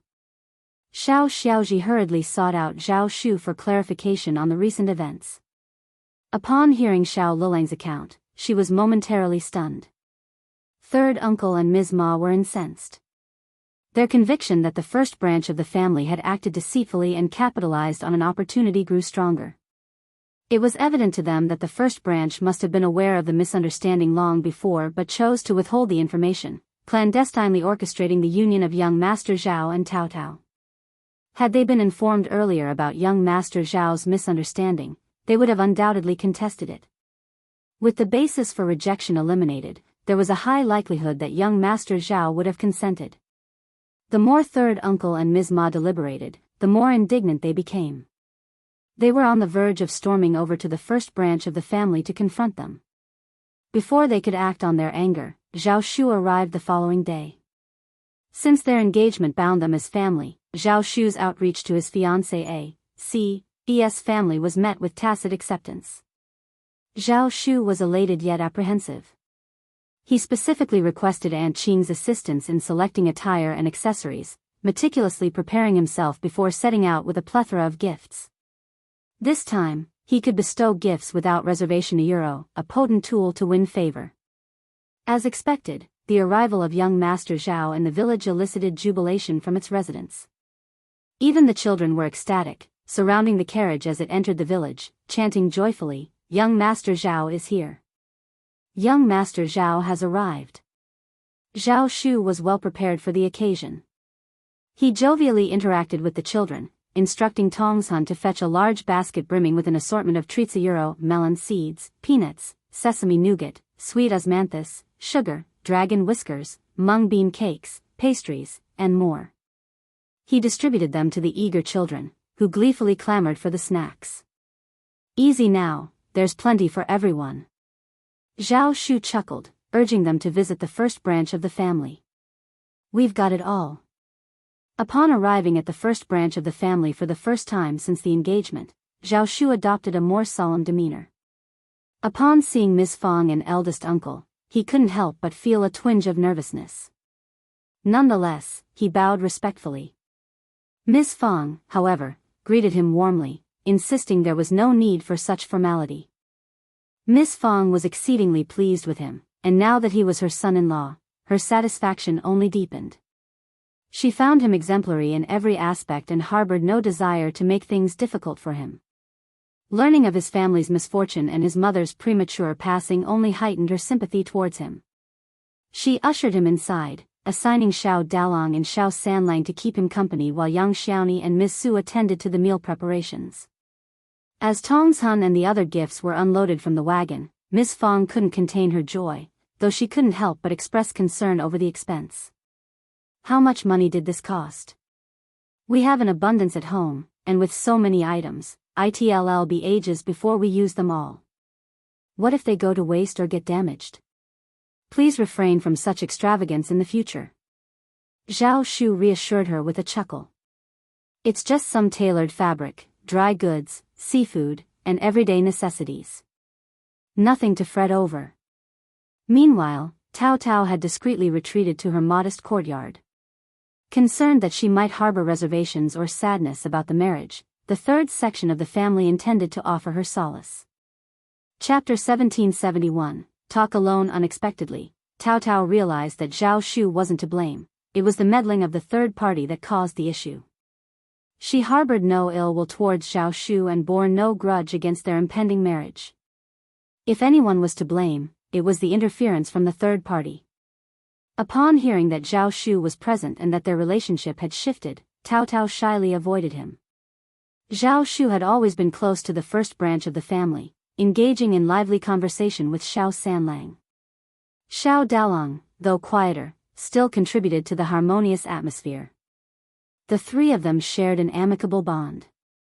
As they waited, Zhao Shu's gaze wandered, and he politely inquired about Tao Tao, expressing his desire to speak with her. Xiao Dalong hesitated, while Xiao Sanlang, in his typical candid manner, interjected, "Shu, you wish to see Tao Tao? Well, that's not for us to decide. You should ask our mother." "Mother, if Shu wishes to speak with Tao Tao, what are your thoughts?" Zhao Shu felt a pang of embarrassment at the straightforwardness of his third brother-in-law. Quickly rising to his feet, Zhao Shu addressed Ms. Fong with a smile, "Mother-in-law, I simply haven't had the chance to catch up with Tao Tao, and I'd like to have a chat with her." Just theta Xiao Sanlang chimed in, "Mom, Tao Tao and Xiao Shu are engaged, they're family now. It's only natural for them to spend time together." After all, it was the way he and his wife had conducted their relationship. Miss Fong shot a disapproving glance at her son's bluntness and then turned to Zhao Shu with a warm smile. "Go ahead, Tao Tao is in her quarters. Have a chat with her. I'll call you when lunch is ready." Tao Tao was accompanied by two maids she had acquired the previous year, Xiangling and Xiangyue. Despite Zhao Shu not being particularly frivolous or rude, their engagement was a positive development, and Miss Fang saw no reason to intervene. It was her dense son who seemed oblivious to subtlety. Wouldn't he discreetly inform her? His loud outburst risked embarrassing their son-in-law. Concerned for Zhao Shu's feelings, Miss Fang attempted to console him. Zhao Shu was delighted by Miss Fang's acquiescence. He felt no embarrassment at all. Agreeing eagerly, he proceeded to engage in conversation with Tao Tao. Tao Tao, caught between embarrassment and happiness, found herself lost in contemplation as she gazed at the blooming peonies in the courtyard. Upon spotting Zhao Shu, her cheeks flushed, and though she instinctively wanted to retreat, the knowledge of their engagement held her back. Yet, she couldn't shake the feeling that meeting like this wasn't ideal, hesitating on whether to depart. Why don't they just leave? Zhao Shu's grin widened upon seeing her, his eyes alight with Tao Tao's presence. Advancing eagerly, he exclaimed, "Tao Tao." He. Finally relieved of restraint. His triumphant tone only deepened Tao Tao's blush. She shot him a reproachful glare and averted her gaze. Speak more politely. Of course. I'll be polite. Zhao Shu's happiness remained undiminished. He regarded Tao Tao with a tender smile, as though he would agree with whatever she said. Tao Tao felt even more self-conscious. This man, at least before, there was a veil of discretion. He had restrained himself, allowing only furtive glances. Though his keen observation always caught her, she could pretend not to notice. Chapter 1772, Great, he's floating now. He had been floating. Xiangling and Xiangyue stifled their amusement, exchanging glances before quietly slipping away. Zhao Shu inwardly praised their discretion, noting their keen perception. He resolved to reward them handsomely in the future. Exhaling with relief, he flashed a bright smile at Tao Tao. Though he had a plethora of thoughts swirling in his mind, he found himself at a loss for words, settling for a smile instead. Tao Tao patiently anticipated his words, but as the silence stretched on, she couldn't help but chuckle. Her laughter only fueled Zhao Shu's foolish grin. "Tao Tao, we're engaged. Why, you're happy to marry me, right?" Tao Tao fought back the urge to laugh out loud. Why was he stating the obvious? Of course, she was willing, they were already engaged. And asking such a question in public, Zhao Shu's heart raced with nervousness and insecurity. Fearing Tao Tao's reluctance, he hastened to reassure her, "Independent Illinois treat you well, I promise. Fifth brother made me swear. He won't let me off otherwise." Tao Tao's incredulous stare spoke volumes. To prevent further embarrassment, she interjected, "Is that all you have to say?" Her words instantly lifted Zhao Shu's spirits. "Oh, no. I have plenty to say, but am not sure where to begin. Let's take our time, he. It was as if fifth brother would not let him off. It was a matter of great pride for him. Tao Tao, she couldn't let him continue talking alone, or God knew what else he would say. You only have these words?" As soon as Tao Tao spoke, Zhao Shu immediately became happy. "Ah, of course not. I have so many things to say, but I don't know which one to say. There's still a long way to go. Let's talk slowly, he. Tao Tao erupted into laughter, her cheeks flushing pink. Just as Zhao Shu assumed she wouldn't respond, she spoke softly, "That's right, there's still much ahead for us. We, let's stay together. Tao Tao, I've wanted to tell you this for so long. Just the thought of having you by my side fills me with joy. You and your family are wonderful. Meeting you feels like I've used up all the luck of my life." Tao Tao's heart swelled with sweetness, her eyes glistening with emotion. She gazed up at him, smiling. "You're quite the smooth talker." "No, I mean every word from the depths of my heart. I swear." Zhao Shu's heart warmed at the sight of her smile. He reached out to hold her hand. "I'll stay a while longer. You can't escape me now." Tao Tao instinctively attempted to pull away, but unable to break free, she relented, allowing him to hold her hand. As she prepared to respond, a shrill female voice pierced the air. Tao Tao. What do you think you're doing? Startled, Tao Tao struggled to free her hand from Zhao Shu's grasp. Her hand slipped away like a nimble fish, leaving Zhao Shu feeling regretful. He shot a glare at the newcomer. Xiao Xiaoji, who had slipped in unnoticed, approached eagerly, her eyes alight. Young Master Zhao. The shyness on Tao Tao's face faded, replaced by a cold gaze as she remained silent. Instinctively, Zhao Shu stepped in front of Tao Tao, eyeing Xiao Xiaoji warily. Who are you? Do I know you well?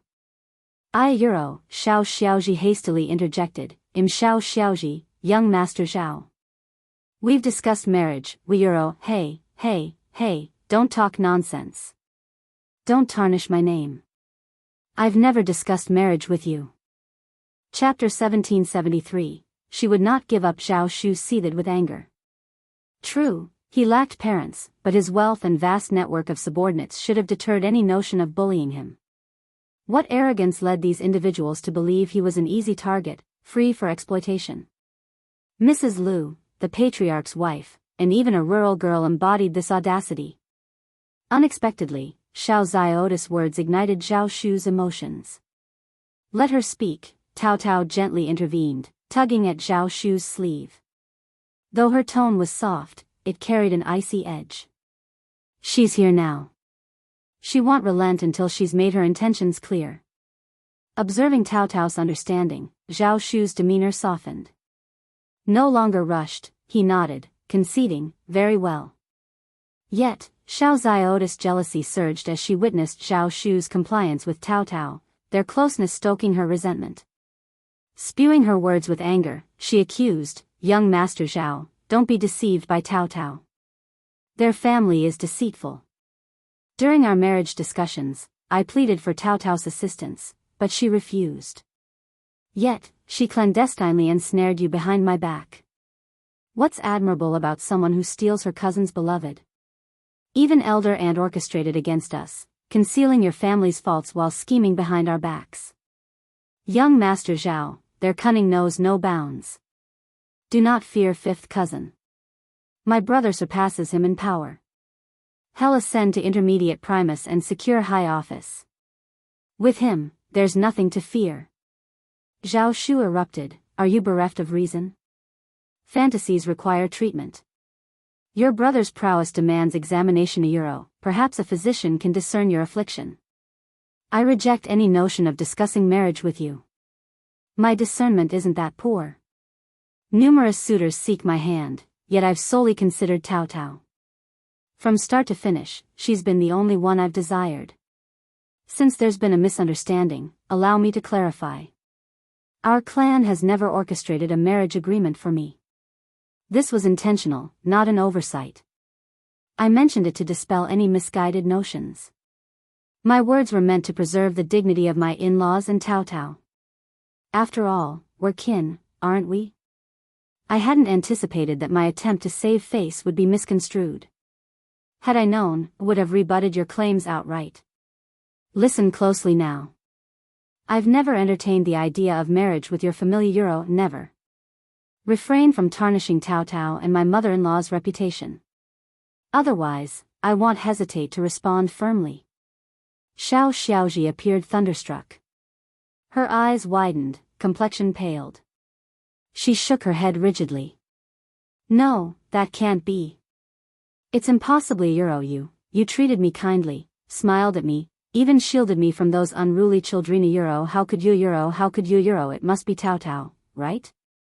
She deliberately lured you away, enticed you. You were interested in me initially. I despise her, loathe her to the core. Chapter 1774, Zhao Shu is extremely depressed. Tao Tao cast a glance at him.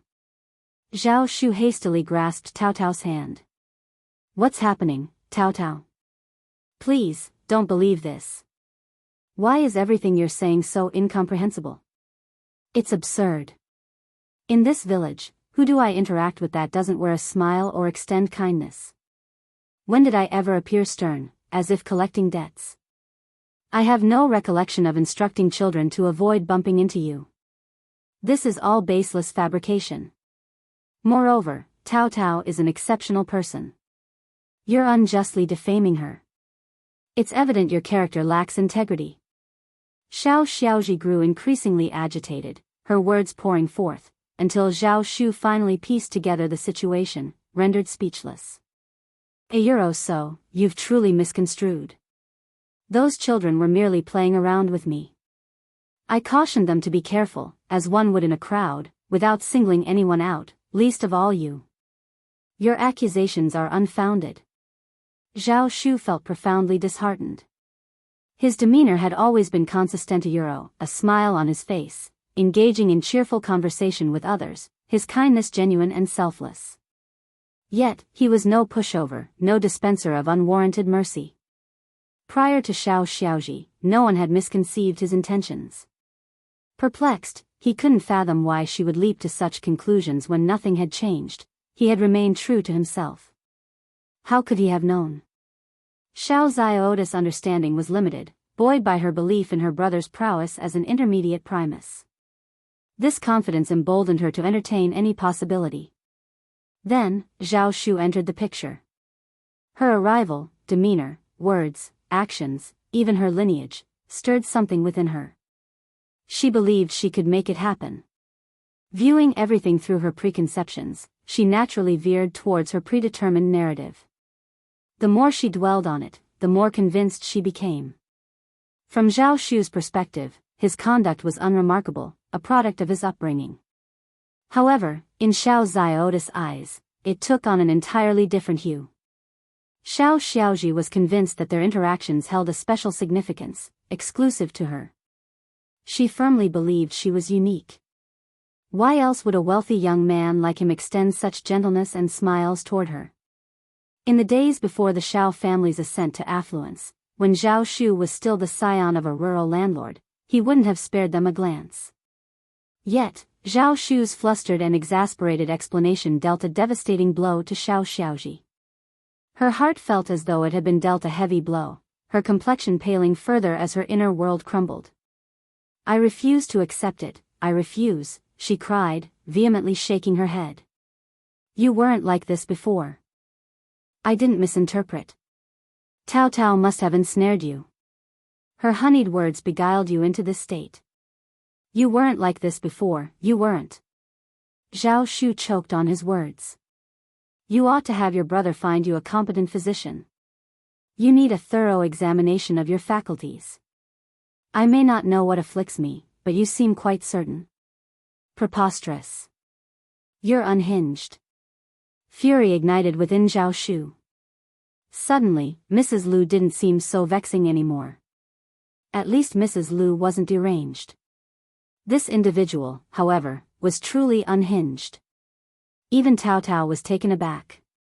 She had anticipated that a direct conversation between Xiao Xiaozhi and Zhao Shu would clarify matters. Yet, she hadn't anticipated such entrenched stubbornness. Regardless of the evidence presented, Xiao Xiaozhi remained steadfast in her delusions. Chapter 1775. Believing in what they chose to believe, she operated on her own distinct brand of logic and reasoning, staunchly adhering to her beliefs regardless of their validity. In that case, there's little more to discuss, Tao Tao remarked, her gaze lingering on Xiao Xiaozhi. Your stubbornness is truly unexpected, but you've overlooked something crucial.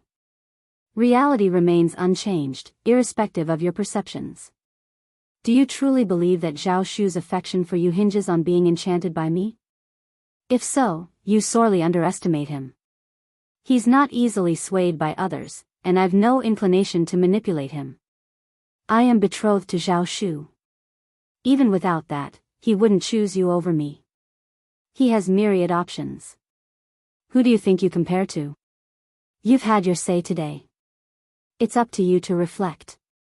Should you persist in your obstinacy, no one can sway you. Ultimately, you've brought this upon yourself. Initially hesitant to speak so bluntly, Tao Tao had underestimated Xiao Zioda's resolve, or rather, she hadn't comprehended the depth of her stubbornness in this matter. Despite the clarity provided, Xiao Xiaozhi remained entrenched in her beliefs. Xiao Xiaozhi could endure whatever Zhao Shu articulated, she would remain unconvinced regardless. Instead, she maintained that Zhao Shu had succumbed to Tao Tao's influence. However, Tao Tao's words were intolerable to Xiao Xiaoji. Enough. Xiao Ziota's resentful glare bore into Tao Tao as she erupted. Why did you steal young Master Zhao from me? Why? You know full well of my feelings for him. You have plenty of options. Why him? Instinctively, Zhao Shu enveloped Tao Tao in a protective embrace. I was the one who proposed to Tao Tao. Please understand. And, I implore you, cease professing affection for me. That wasn't my intention. I swear by all that's sacred, shall I make an oath to prove it to you? Tao Tao interjected, what's meant for you, I cannot take.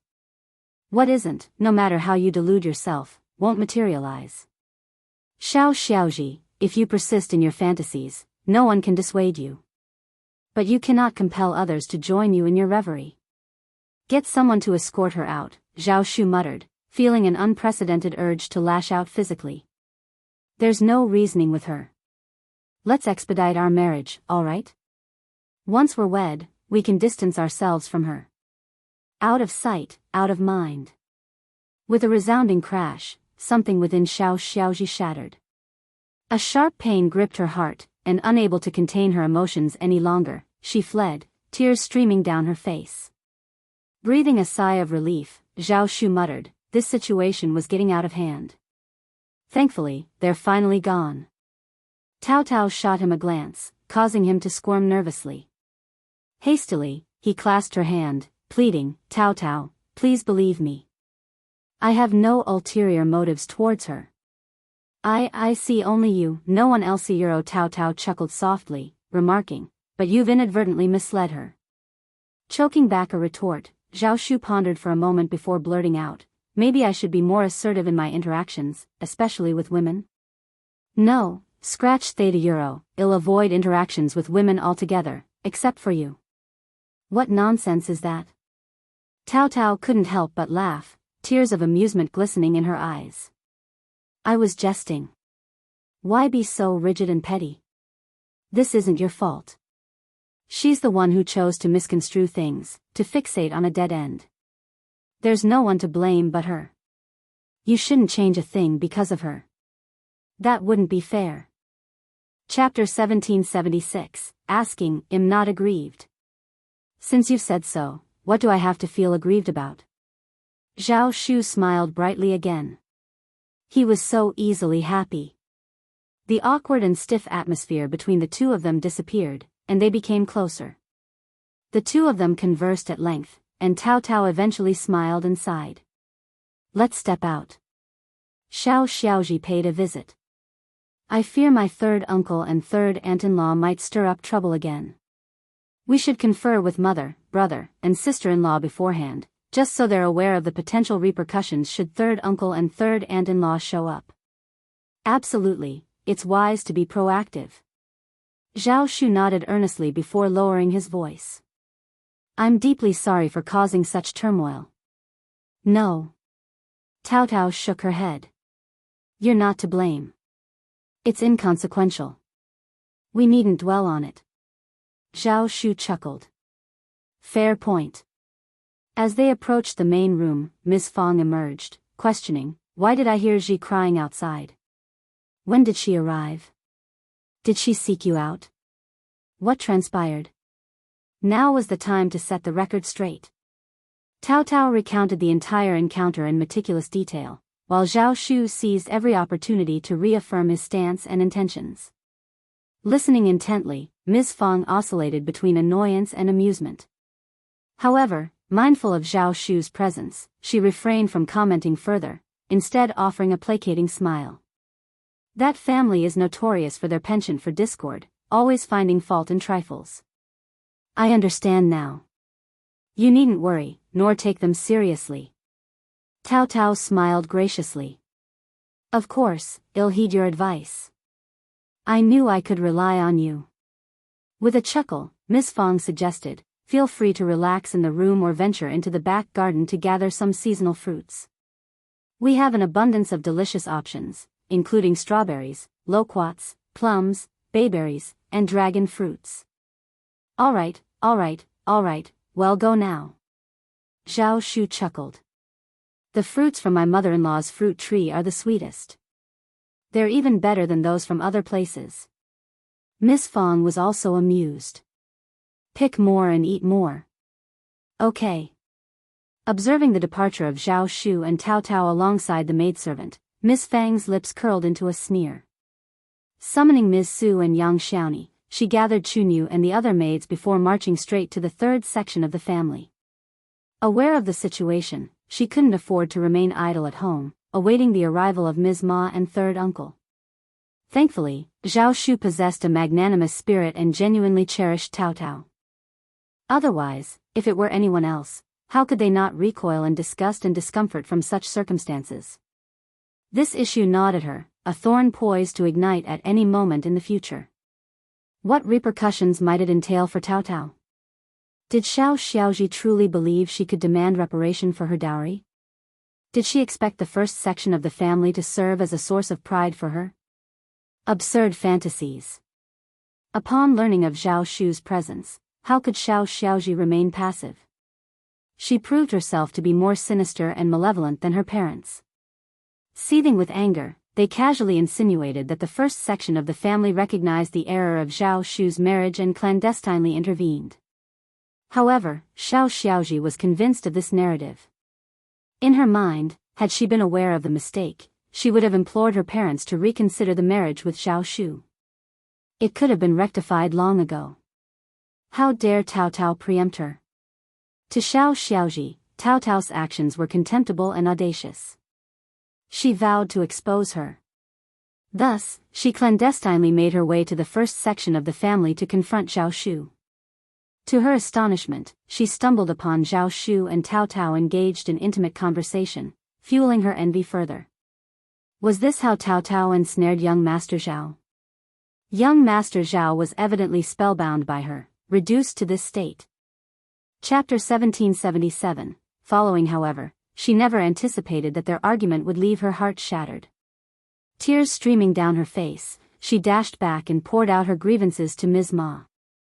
Ms. Ma was in the midst of reprimanding her when Ms. Fong stormed Inayuro with disdain etched on her face. Ms. Fong declared, if the third branch persists in causing trouble, well, sever the engagement with them, regardless of the consequences. Ms. Ma, too exasperated to contend with Ms. Fang's ire, attempted to console Xiao Xiaoji. She assured her that once her brother ascended to the position of primus, he would procure a husband for her far superior to young Master Zhao. After all, young Master Zhao was merely a businessman Euro, nothing more. She implored her brother to secure a high-ranking official as Xiao Zioda's spouse. But Xiao Xiaoji only wept. She harbored affection for young Master Zhao. Before Tao Tao ensnared him, young Master Zhao had been genuinely kind to her. It was all because of Tao Tao. How could she reconcile with that? Xiao Xiaoji remained unconvinced.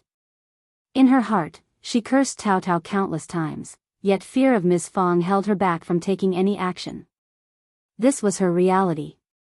A naive village girl consumed by hatred, lacking the cunning to execute her schemes.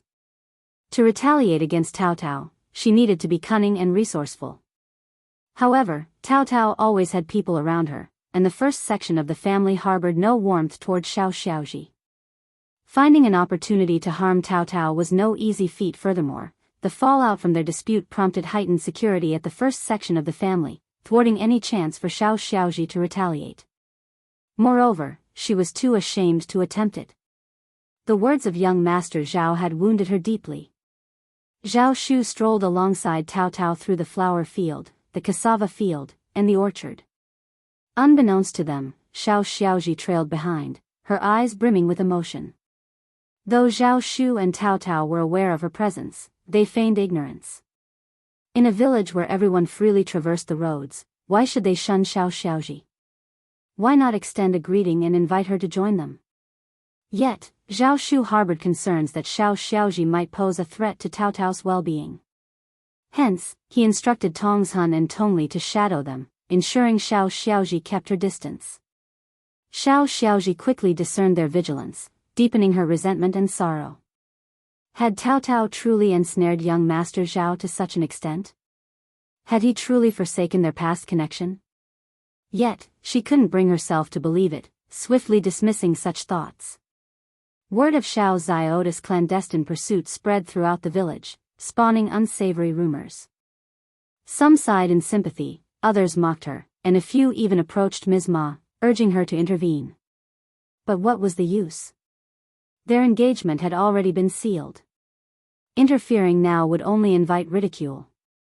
Besides, young Master Zhao was hardly a suitable match for the daughter of a wealthy family in Heshan County. The prospect was entertained solely due to Lord Xiao and young Master Zhao's camaraderie, not out of merit. Why must she endure such hardships? Their compatibility had always been in question. Xiaoji paled in comparison to Tao Tao. While Lord Xiao held an official position, Tao Tao was the legitimate daughter of an official. Xiao Lulang had yet to achieve the status of a high scholar. Moreover, Tao Tao surpassed Xiaoji in every aspect. Initially indifferent, Ms. Ma entertained hopes that Xiaoji would cause a scene. Even if it ended poorly, she couldn't simply let it slide. However, concerns arose that Xiao Lulang might be affected, prompting Ms. Ma to rein in her actions. Meanwhile, Xiaoji wept profusely. Chapter 1778, Zhao Shu's Rage. On this day, Zhao Shu accompanied Tao Tao to Zhang village. As they approached, Xiaoji abruptly dashed out, dropping to her knees in front of their carriage. Tears streamed down her face as she implored Tao Tao to grant her request. Whether her idea was spontaneous or influenced by someone else remained unclear. Yet, amidst her tears and pleas, she didn't beg for young Master Zhao's return. Instead, she beseeched Tao Tao to accept her as a concubine. Her declaration left everyone stunned. Tao Tao, Zhao Shu, Aunt Qing, Xiangling, Tongzhen, and the onlookers from the village were all rendered speechless. Unable to contain himself, Zhao Shu erupted in anger. Are you quite finished? What of your family? Do you have any regard for them? Do you truly believe I'm one to be trifled with? If I were to truly lose my temper, I could make life very difficult for your kin. Your brother still aspires to the civil service, does he not? Well, if he dares to irk me further, he can forget about it. It'll ensure he never sets foot in the bureaucracy. Upon hearing the news, Ms. Ma and third uncle intended to intervene. However, upon catching wind of Zhao Shu's threats, they hastened to the scene. With a fierce glare, Zhao Shu lashed out at them. You two cowards! Are you too spineless to defend your own honor? Deal with this shameless wretch swiftly, or I'll do it myself. I'll gladly compensate you after I've given him a taste of my whip. Ms. Ma's face darkened as she directed her ire towards Tao Tao. How can you stand by and allow this to happen to your cousin?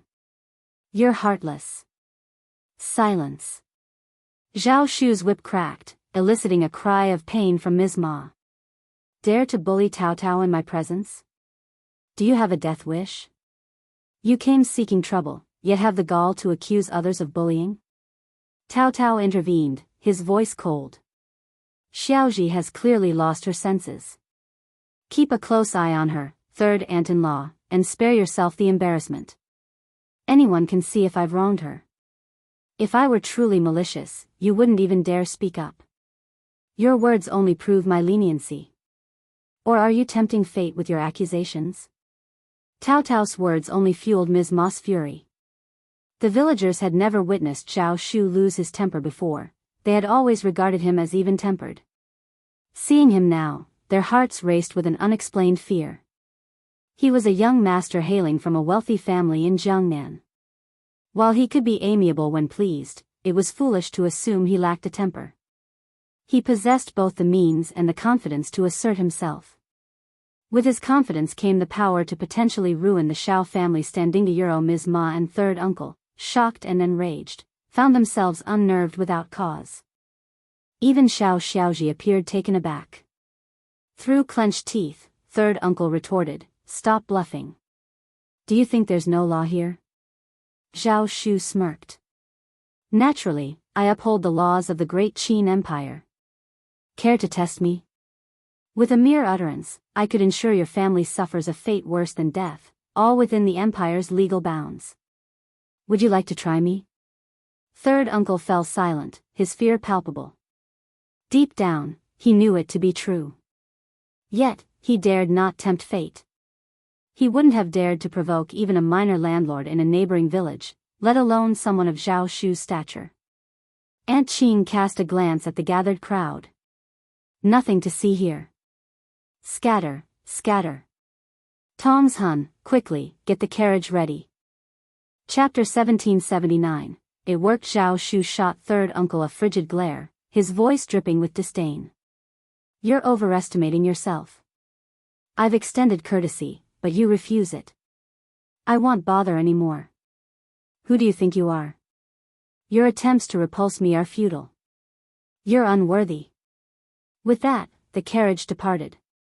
Third uncle and his family were seething with rage, their legs trembling, while Xiao Zioda's eyes bulged in disbelief. How could this happen? Young Master Zhao, how could he be so formidable? How could he regard me with such contempt? Xiao Xiaoji couldn't quite articulate it, but under Zhao Shu's gaze, she felt an inexplicable sense of inadequacy. It was as if she didn't deserve to stand before him, as if she were an unwelcome presence. Forget discussing marriage or becoming a concubine, at that moment, she couldn't even fathom the idea of thinking about him. Xiao Xiaoji sobbed uncontrollably, her hands covering her face in anguish. Ms. Ma, fuming with indignation, forcefully escorted Xiao Xiaoji and third uncle away from the scene. Xiao Lulang seethed with rage upon learning of the incident. What a disgrace! Look after Xiaoji. Don't let her leave the house again, he commanded. Ms. Ma and third uncle remained silent, the weight of the humiliation heavy upon them. They exchanged defeated glances, realizing the gravity of the situation. Zhao Shu's intimidating gaze and haughty demeanor had left them truly shaken. It was in that moment that they comprehended. Young Master Zhao belonged to a different sphere altogether. Recalling how they had presumed a level playing field with him, they couldn't help but feel a twinge of fear creeping in. This was the conduct befitting a young master from a wealthy lineage.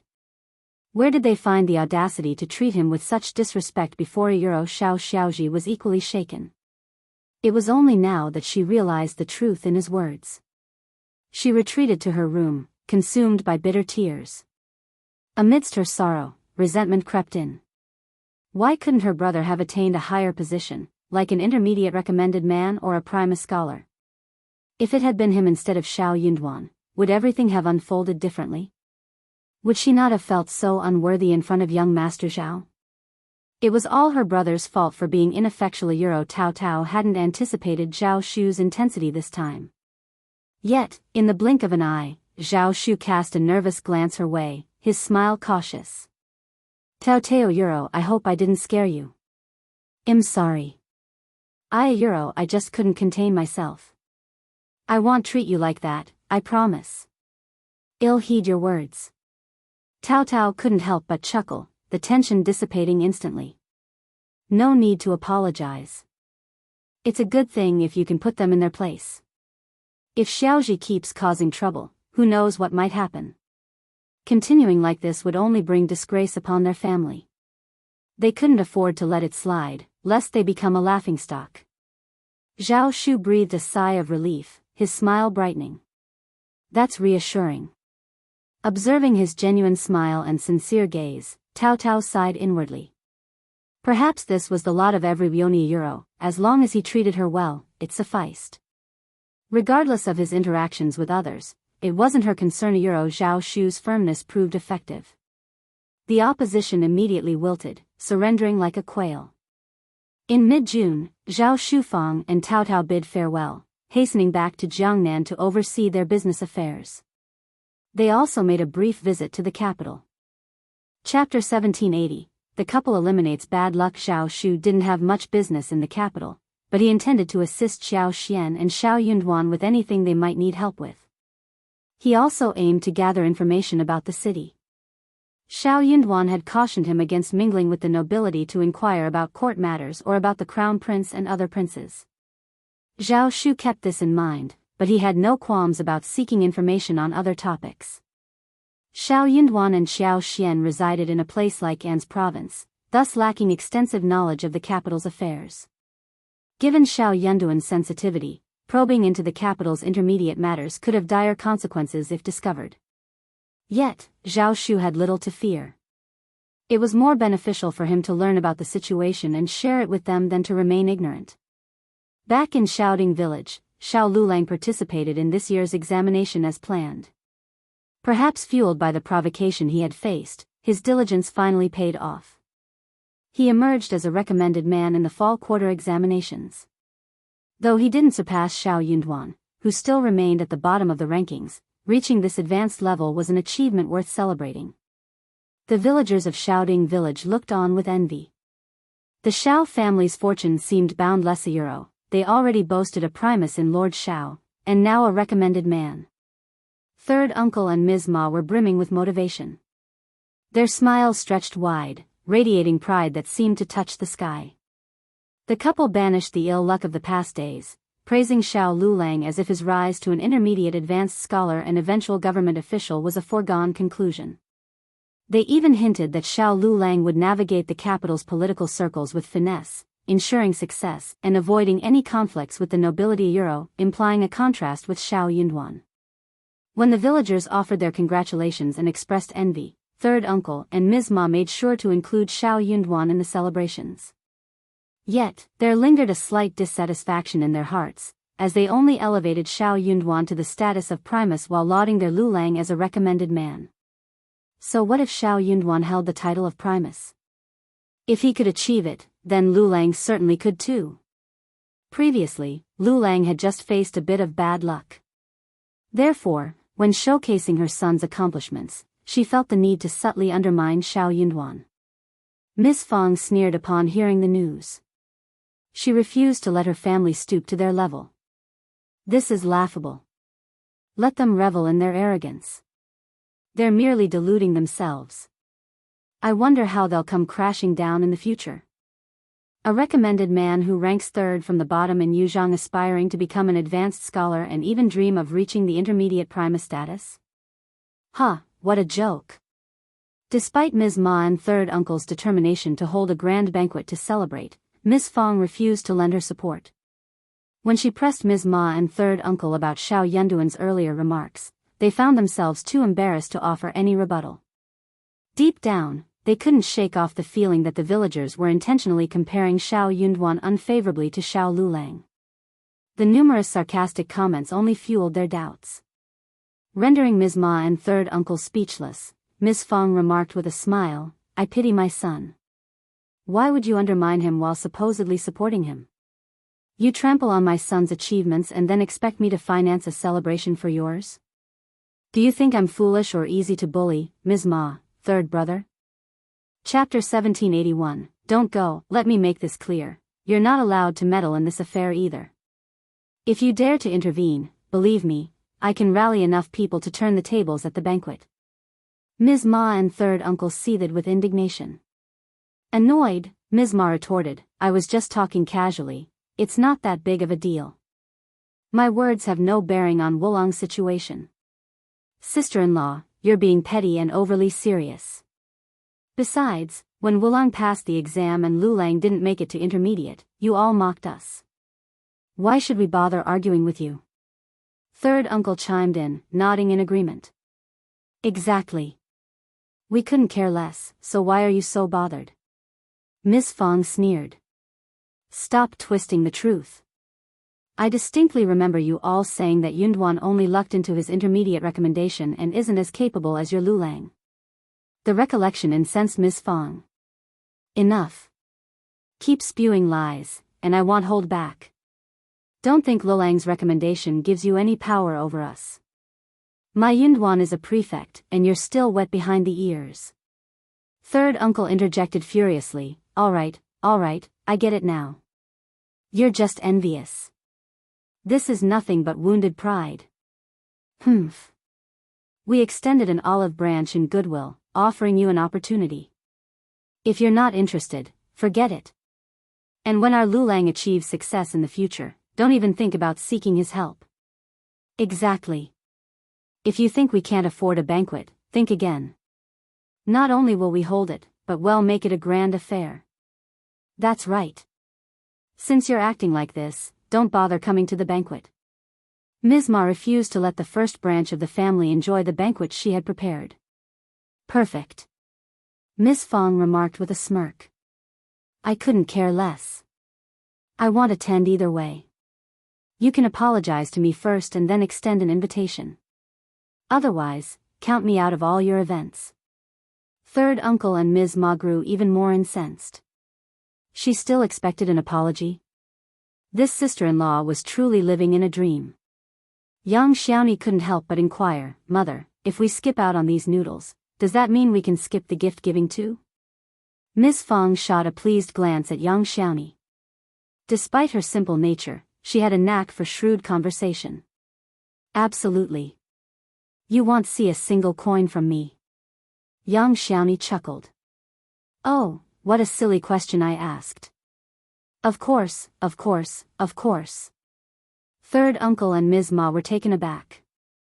They exchanged anxious glances. As thick-skinned as Ms. Ma was, she couldn't retract her statement. Refusing to provide the gift money? Unthinkable. Everyone knew the first branch of the family was affluent, and their familial ties demanded generosity, if not more. Their bravado waned instantly. They dared not utter another word and departed crestfallen. Xiao Lulang had been swamped with engagements lately, attending one banquet after another. Upon returning to the village, he overheard some troubling chatter. Incensed, he reprimanded third uncle and Ms. Ma. As a recommended man now, he grasped the importance of maintaining good relations with Xiao Yunduan, particularly until he secured an intermediate advanced scholar position and established himself in the capital. Cultivating a favorable rapport with Xiao Yunduan was imperative. In the bureaucratic realm, connections and patronage were paramount. Even if Xiao Yunduan were ousted from the capital, had still retained some influential ties in the intermediate circles. Chapter 1782, He knows to bear with it. He had already made up his mind. Upon entering the capital, he could either leverage Xiao Yunduan's connections to cultivate relationships with officials, or he could choose to switch sides and align himself with those who had a bone to pick with Xiao Yunduan. Either way, Xiao Yunduan was a factor he had to contend with. Didn't he understand that the first branch of the family was despicable, and Xiao Yunduan was despicable too? Didn't he realize that he would eventually settle the score with them? But was now the time to provoke them? His parents were utterly inept. He wasn't inherently conniving, but he had a penchant for stirring up trouble repeatedly. He was reckless and frivolous. If it weren't for the fact that traditional mourning customs mandated 3 years of mourning for either of them, he might even wish for their demisiero, just to rid himself of the entanglement. Listen up, both of you. I'll say this only once. Do not go provoke the first branch of the family again. If you can't control your tongue, then keep it still. I won't tolerate a repeat of this, do you understand? Xiao Lulang thundered at third uncle and Ms. Ma. His parents were taken aback. Why, Lulang, why are you siding with the first branch of the family? That's right. Aren't we doing this for your own good? How many recommended men do you think our village produces? Look at how capable you are, Lulang. They're just jealous and resentful. We can't afford to stoop to their level. What was Xiao Yunduan capable of? He was merely lucky, otherwise, he would have been ousted from the capital. Useless. If it were his son, such a debacle would never occur. Xiao Lulang felt aggrieved at these remarks. It wasn't just in the village, even when he ventured out as a guest, the conversation inevitably steered toward the Primus and him. As a recommended man, he felt stifled. The happiness he should have felt was marred by resentment. But what other choice did he have? Could he silence everyone and halt their chatter? Moreover, he had to maintain the facade of a cordial relationship with Xiao Yunduan, despite enduring the envious glances directed his way for having a cousin who was the Primus. Wasn't he deeply aggrieved? Yet, he begrudgingly acknowledged that he received more praise, flattery, and conveniences because of this association. It was utterly vexing and intolerable. His pride prevented him from admitting to his parents that he needed Xiao Yunduan's support at this stage. Thus, he could only issue a cold order to them. I know what I need to do. Cease your actions, or you'll disrupt my plans. Are we clear? Third uncle and Ms. Ma were taken aback, shaking their heads vigorously. Yes, we understand. We understand now. That's right, we promise not to meddle anymore. Well, refrain from any further actions. Concerned, Xiao Lulang continued to admonish them sternly, his expression icy. With the banquet looming, a representative from the first branch of the family was expected to attend. If he didn't, how could Xiao Lulang secure Xiao Yunduan's assistance? Xiao Lulang went to the first branch of the family to offer apologies on behalf of his parents. Miss Fong and Xiao Sanlang harbored a strong dislike for the third branch, but they understood the necessity of civility. They didn't want people to insinuate that Xiao Yunduan had become affluent and now held his family in contempt. As Xiao Lulang apologized, Miss Fong delivered a lecture akin to that of an elder. Xiao Lulang gritted his teeth and listened attentively. Chapter 1783, A Family of Muddles. The situation had concluded, or so they thought. However, at the banquet, while the gifts from the first branch of the family appeared impressive, they lacked practicality, and the monetary contributions were meager. The grand plan of the third branch to accumulate wealth during the event had floundered. Following the banquet, Xiao Lulang focused on preparing for the upcoming spring quarter examination. Successive matchmakers arrived at Xiao Ziotis' doorstep with marriage proposals. Ms. Fong identified 2 or 3 families that seemed suitable for Xiao Xiaoji, yet both Ms. Ma and third uncle adamantly rejected them all. Were they incapable of polite refusal? Their haughty demeanor seemed to suggest they could control the heavens, dismissing proposals as if they were beneath their notice. To make matters worse, they flaunted this behavior in the village. Xiao Xiaoji proved no exception to the family's pride. She displayed the same arrogance as her parents. Even the loss of her admirer to Tao Tao failed to elicit much sorrow or indignation from her. No matter young Master Zhao's virtues, he remained a mere businessman. Once her brother attained official status, she planned to marry into officialdom herself, leaving Tao Tao far behind. Miss Fong sighed in frustration. She utilized the missteps of the third branch as cautionary tales for her own children and in-laws. They needed to recognize their limitations and avoid frivolity that could tarnish their standing. When discussing marriage in the future, they must consider their children's prospects carefully. Underestimating Xiao Yunduan's worth could lead to marrying into an unsuitable family, bringing untold difficulties. Marriage into a prominent family involved navigating a web of elders, relatives, friends, sisters-in-law, and brothers-in-law, as well as managing various household staff. A wife of an official must adeptly navigate bureaucratic social circles, lest she become a laughingstock. Failing to do so could strain her husband's position and their relationship, rendering her life untenable. How could it be so simply? How could someone like Xiao Xiaoji end up as the wife of an official? To be frank, Zhao Shu's family was exceedingly humble. If Zhao Shu were just an official and not from a prominent family like the Yuzhangs, she would never have consented to his union with Tao Tao. Her daughter was merely a rustic girl. Her circumstances improved only because of her brother and sister-in-law. Nonetheless, it was inconceivable for her to marry into such a prestigious household. Miss Su had harbored hopes of her daughter, Xiao Qing, marrying into an official's family once she came of age. She even dared to dream about an alliance with the third branch of the family. But upon hearing Miss Fang's remarks, she abandoned the idea. Perhaps it wouldn't be a bad idea for her daughter to wed a merchant or a country gentleman. In late July, Xiao Yunduan received a missive from home and perused it alongside Xiao Xian. All was well back home, with various businesses flourishing.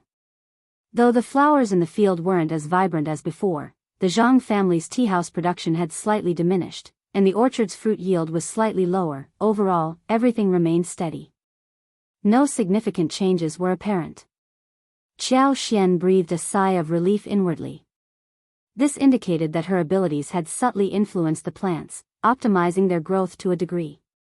As long as the soil and water conditions were suitable and managed properly, yields would remain consistent, a marked improvement over those without such abilities. She felt reassured. After all, It was impractical for her to traverse the world multiple times a year solely for this matter. In this era, transportation was arduous, making such journeys challenging. Chapter 1784, delivered. She would conduct her rounds once every 3 to 5 years, diligently fortifying and refining her efforts each time. It was an achievable task. In the correspondence, they discussed Xiao Lulang's examination results. Despite ranking third from the bottom, it was still a commendable achievement. Xiao Xian beamed. Impressive that Xiao Lulang managed to secure a rank. The third branch must be bursting with pride. Third aunt-in-law must be positively beaming. Xiao Yunduan echoed her sentiment. Indeed, the third branch is elated, but with our mother here, they dare not overstep. Xiao Xian nodded in agreement. Without Miss Fang's presence, eldest uncle might have been so overjoyed that he'd consider bequeathing more than half of the family's estate to the third branch. The conversation lingered on. Xiao Yunduan mentioned Xiao Lulang's lack of ambition to advance to the rank of intermediate advanced scholar, a sentiment Xiao Xian shared. As long as Xiao Lulang remained neither an advanced scholar nor an official, Xiao Xian worried about potential repercussions for Xiao Yunduan. Xiao Yunduan saw no issue. He had acquired ample study materials from Xiao Lulang and possessed a solid foundation. Passing the intermediate examination after a few days of dedicated study was well within his capabilities. Yet, advancing further posed a considerable challenge. It was worth noting that only 200 to 300 individuals were admitted as advanced scholars during the spring examinations. Not only did scholars from across the empire participate, but also seasoned veterans and previous candidates. The competition was fierce. He understood Xiao Lulang's limitations. In such a cutthroat intermediate competition, Xiao Lulang had no chance at all. Along with the letter from Yuezheng Xiao came the customary assortment of fruits. Mid-June marked the season for various fruits to ripen and be harvested. Yuezheng Xiao had already dispatched emissaries twice before, and this delivery marked the third. Dragon fruit, lychee, longan, mango, papaya, pineapple, honey peaches, and more overflowed from the 5 large baskets, as was customary. Harvested in the early morning and swiftly plucked from the trees, they arrived in An's province 2.5 days later, still impeccably fresh. The baskets, half the height of a man, brimmed to the top. How could Xiao Xian and Xiao Yunduan consume such abundance? 2 baskets were sent to Zheng Sang and the others, allowing them and Meng Wanfa's entourage to savor these tropical delights not commonly found in the northern regions. Though modest, there was enough for everyone to sample a few lychee, dragon eyes, and a mango. Xiao Xian and Xiao Yunduan retained 1 basket from the remaining 3, distributing some among the servants. The other 2 were dispatched to the court for Jia Hemming to sample, with a portion reserved for Mrs. Guan, who resided in the back office. It would be remiss not to share with her. In any case, such matters were inconsequential to them. On another note, despite having a surplus stored in her interspace, she could only indulge in these delicacies discreetly. Each time these shipments arrived, she covertly retrieved some for herself. Despite the orchard's expansion, the overall yield remained inadequate. On average, each fruit tree only yielded a few hundred mu. The output wasn't even sufficient for local consumption, let alone exportation. Fresh fruits weren't conducive to long-distance transportation, especially considering the rugged terrain, scorching weather, and lack of effective preservation methods, all of which would inevitably lead to significant losses. Naturally, immediate sale was the most pragmatic option. Chapter 1785, Estrangement. Though An's province and Yuzhang were a mere 500 miles apart, the road conditions were deplorable. Rarely did individuals from Yuzhang venture here, resulting in minimal interaction between the 2 regions. Furthermore, tropical fruits were scarce. Not a single specimen graced the markets of An's province, leaving its denizens oblivious to the existence of the luscious southern delights already adorning the Yuzhang market hundreds of miles away. Upon receiving the lychees, longans, mangoes, and dragon fruits at the government office, the scribes indulged, their eyes alight with delight as they lavished praise upon the fruits. This is lychee. And longan. As for these mangoes and dragon fruits, I've never tasted anything like them. Truly delicious. Lord Xiao's generosity knew no bounds. To share such precious fruits with everyone was a gesture of unparalleled kindness. Deputy Prefect Guan, known for his fondness for good food, partook eagerly. Similarly impressed and envious, he couldn't help but jest, Lord Xiao's acquaintance must possess an abundance of such fruits. They've sent them here multiple times already. Lord Xiao's family must be weary of them. It's a shame we can't afford such luxuries, or else we could have requested more from Lord Xiao's friend. His sarcasm was thinly veiled. Lord Xiao and his family must be tired of these leftovers, hence their arrival here. Why treat them like treasures? If Lord Xiao were truly sincere, wouldn't he have sent more? It was merely lip service. So why rejoice? They don't value you, they're simply discarding their excess. His words cast a pall over the gathering, each individual exchanging uncomfortable glances. However, given his position as deputy prefect, none dared to challenge him openly. They could only offer strained smiles and remain silent. Jia Hemming, who had a public falling out with him long ago, refused to humor him. With a sneer, he retorted, so what if Lord Xiao's family is tired of them? That doesn't diminish the value of these fruits. Lord Xiao shared them with everyone, showing that he cares for us. Otherwise, why would he bother? We should be grateful. If it weren't for Lord Xiao, we wouldn't have the opportunity to taste such exquisite fruits in our lifetimes. If you don't appreciate them, that's your prerogative. But to demand more from Lord Xiao? That's beyond audacious. It's better if you don't offer them to me. It'll spare us from hearing your endless sarcasm and complaints. Deputy Prefect Guan erupted in anger.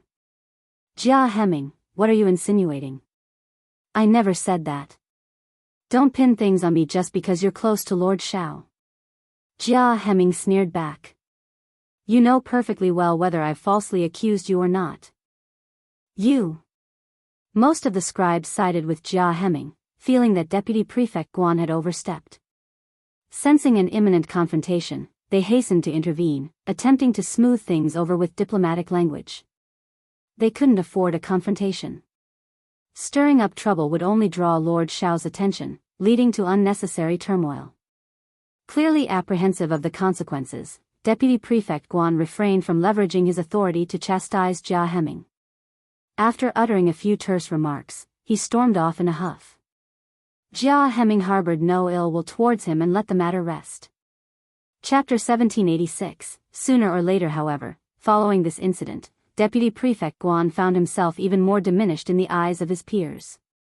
His abandonment of those who stood by him during adversity only served to highlight his lack of gratitude after reaping benefits. His sarcasm and dissatisfaction painted him as selfish and utterly devoid of empathy. Who would willingly associate with such a cold-blooded individual if not for ulterior motives? Deputy Prefect Guan seethed with rage. As a deputy prefect, he had lost all semblance of prestige and dignity within the government office. Since the incident with the account book, contempt from Jia Hemming and his cohorts had intensified. Meanwhile, Lord Xiao effortlessly endeared himself to others. A few meager fruits were all it took to elicit gratitude from everyone. Truly remarkable. Although the spectacle concluded swiftly, Xiao Yunduan was aware of the incident. He chuckled at Deputy Prefect Guan's outburst but didn't take it to heart. That was all that remained of his tolerance. He retained Deputy Prefect Guan solely to avoid further disruption until his wife gave birth. Yet, in the shadows, he was far from idle. His knowledge of the three prominent families and various bandit hideouts had expanded significantly. With ample evidence, including Deputy Prefect Guan's past deeds, Xiao Yunduan had initiated thorough investigations. His administration couldn't afford to harbor someone in the deputy prefect's position who didn't align with his agenda. His ending was already set in stone. Sooner or later. Toward such a person, he naturally could not be bothered to argue with him over small matters. At the end of July, Qiao Xian, with her swollen belly, finally went into labor one night. Since July, the eastern courtyard of the state government had been diligently preparing midwives, baby clothes, swaddling blankets, gauze, cotton, and an array of medicines stood ready for any eventuality. 2 weeks prior, the midwives took up residence in the eastern courtyard, providing a sense of reassurance to all. After all, Qiao Xian could go into labor at any moment after July. Both novices, the couple couldn't contain their nerves, oscillating between joy and worry, each trying to shield the other from their own anxieties. Yet, their conflicting emotions were palpable. Finally, the awaited day arrived. When the midwives rushed in to announce that Madame's water had broken, a collective sigh of relief escaped their lips. It was time. But their relief was short-lived as nervousness crept in once more. "Don't be frightened, €1. Xiaoyun sat by the bedside, gently holding Qiao Xian's hand. Addressing the midwives, he implored, "Take excellent care of my wife. Don't leave her side. I'll be outside. If you need anything, call for me. I've heard that childbirth can be excruciating. If my wife is in pain, please find a way to alleviate €1." The midwives concealed their amusement. Wasn't it common knowledge that childbirth was agonizing? Why else would it be likened to traversing the gates of hell, with some even teetering on the brink? They understood their lord's anxiety for his wife's well-being. Having resided in the state government office for over half a month, they witnessed firsthand his nervousness and adoration towards his wife. However, they couldn't voice their thoughts directly. Chapter 1787, About to give birth, Lord, rest assured. Madame's baby is positioned perfectly, and she's in excellent health. The delivery will undoubtedly be smooth. Indeed, indeed. Lord, you're overly concerned. I've delivered countless babies in my lifetime. Madame's condition is ideal. She'll be just fine. €1. Of course, labor pains are inevitable for every expectant mother. It's a small price to pay for the miracle of childbirth. It'll pass quickly. Madam, this is your first child. Subsequent deliveries will be easier. Yes, yes. The midwives prattled on, their nonsensical chatter soothing Qiao Xian's anxious heart. Childbirth wasn't a walk in the park. Even if she'd never experienced it firsthand, she'd witnessed the trials of labor. Especially in ancient times, with medical knowledge practically non-existent, childbirth was akin to surrendering to fate, relying solely on luck. Fear lingered, but it wouldn't deter her from the inevitable. Countless women had borne children naturally, she could too.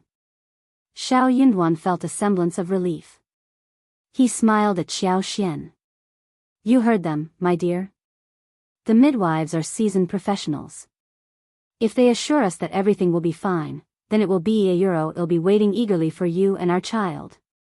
Although Qiao Xian felt no abdominal pain, she dared not move, fearing the sensation of amniotic fluid trickling down. She looked up, smiling at Xiao Yunduan as she intertwined her slender fingers with his. I understand. You can leave now. €1. Giving birth was a vulnerable moment, and she didn't want him hovering over her every second. Besides, there was little he could do to assist. If he could, perhaps they could reconsider. Xiao Yunduan enveloped her in a tender embrace, planting a gentle kiss on her forehead before reluctantly pulling away, his heart pounding with a mix of emotions. He grasped her hands tightly, unable to tear his gaze away.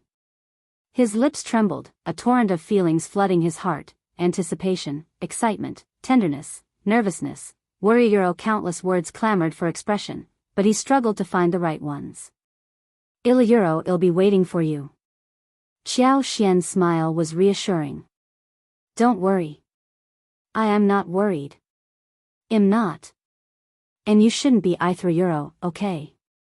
As they seemed to bid farewell for an uncertain duration, the two midwives sighed inwardly. Their lord and lady undoubtedly shared a strong bond, yet their parting was bittersweet. Lord, it's best you leave now. Madam needs rest, and it's still early after her water broke. Yes, yes. Lord, go attend to your duties. There's still time. Xiao Yunduan was taken aback. Too early? Confusion clouded his thoughts. He had anticipated the birth to be imminent. Qiao Xian shared his bewilderment. Despite her water breaking, she felt no contractions. Wasn't childbirth supposed to be excruciating? Please, go. I'll manage. I'll be just outside. I'm not going anywhere. I'll write €1. After much coaxing, the midwives finally persuaded Xiao Yunduan to step out of the delivery room. Though he remained nearby, his heart remained tethered to Qiao Xian, waiting anxiously outside the door. Chapter 1788, Pain. In addition to the two midwives, Li Xia was also present in the delivery room. Soon, Ms. Song and Ms. Miao, accompanied by Qiao Qiao and Qing Lian, arrived after receiving the news. The prospect of Madame giving birth filled everyone with joy and anticipation. After exchanging pleasantries with Xiao Yunduan, Ms. Song and Ms. Miao changed into clean attire, washed their hands, and hurried into the delivery room. Xiao Yunduan refused to leave the two midwives alone with Qiao Xian, despite their careful screening and assurance of competence. However, when the midwives mentioned that the process would be prolonged, they meant it. Qiao Xian drifted in and out of consciousness, sipping on chicken soup and millet porridge. As darkness descended, the room's lights grew brighter, and she finally felt the onset of labor pains. The pain intensified gradually, growing unbearable with each wave, akin to a relentless tidal surge. Qiao Xian clenched her teeth, her body tensing involuntarily with each wave of agony, leaving her dizzy and breathless. A strangled moan escaped her lips as she endured the excruciating pain of childbirth. Her distress seemed to rouse Xiao Yunduan's anxiety, his urgent voice barely audible through the door, prompting tears to well in her eyes. Chaos ensued in the delivery room. Ms. Song and Ms. Miao worked tirelessly to calm Xiao Yunduan, who was on the verge of bursting into the room. Meanwhile, Madame Xiao endured until her cervix fully dilated, much to the relief of the midwives. Upon hearing their assessment, Qiao Xian felt a glimmer of hope.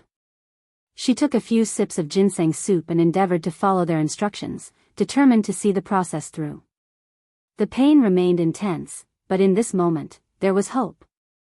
With determination, Qiao Xian persevered, and the delivery progressed smoothly.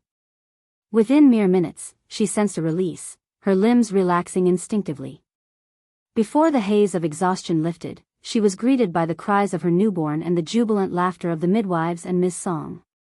"She's delivered the baby. It's a young master.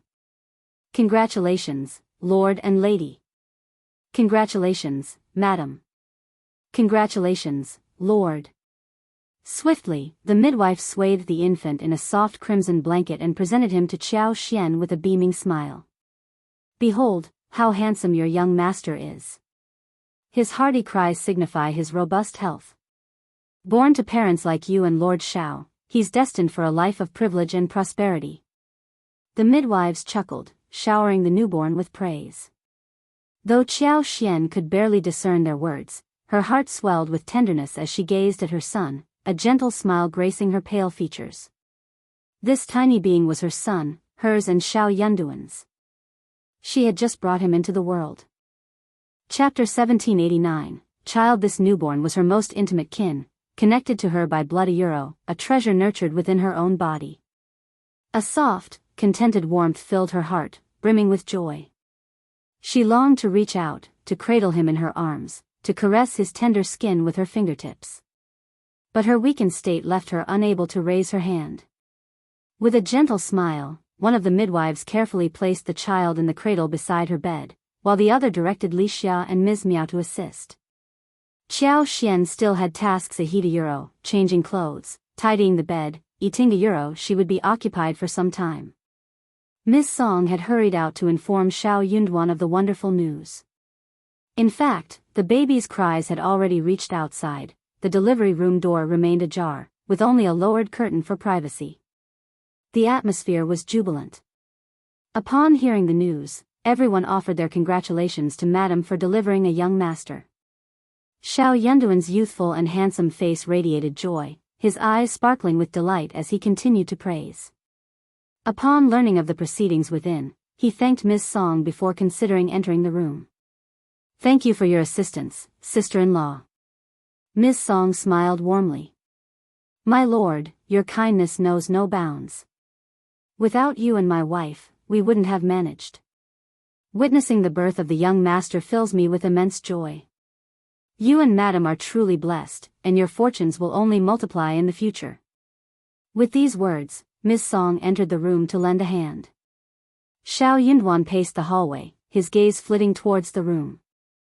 Eventually, he found solace, though his smile remained irrepressible. At last, the weight of the joyous news settled firmly within him, and a smile tugged at his lips.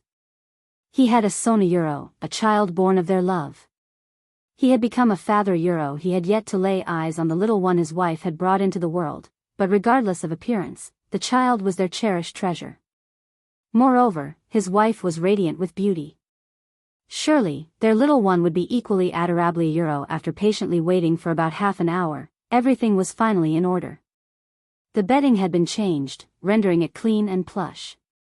Though Qiao Xian hadn't had the chance to bathe, she felt refreshed after wiping herself down with a dry towel and donning clean pajamas. It had been too long since she had felt such relaxation Euro. It was utterly gratifying, akin to a rebirth. Nestled against the bed's headboard, she gazed fondly at her slumbering son in the cradle before her, her eyes brimming with warmth and adoration. She whispered to him in her heart, "Everything I've endured, it's all for you. Every hardship, every sacrifice, willingly given. As long as you're healthy and safe, it's all worth it. You must thrive Euro, my darling Euro." As Qiao Xian contemplated her baby, Xiao Yunduan entered the room. With Ms. Song, the midwife, Lixia, and the others having departed, the family of 3 was left in solitude. Qiao Xian's eyes brightened. "Husband." Xiao Yunduan settled beside her on the bed, enveloping her in his arms. He tenderly caressed her face, sympathy evident for her pallor.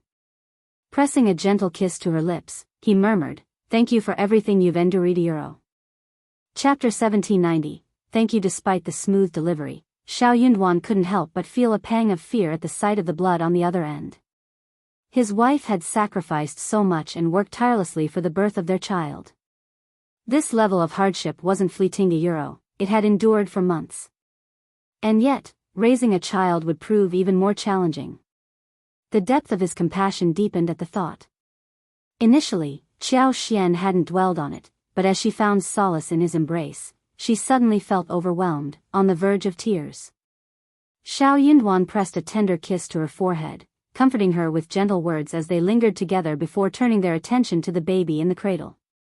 The infant lay still, unable to move with his tiny hands.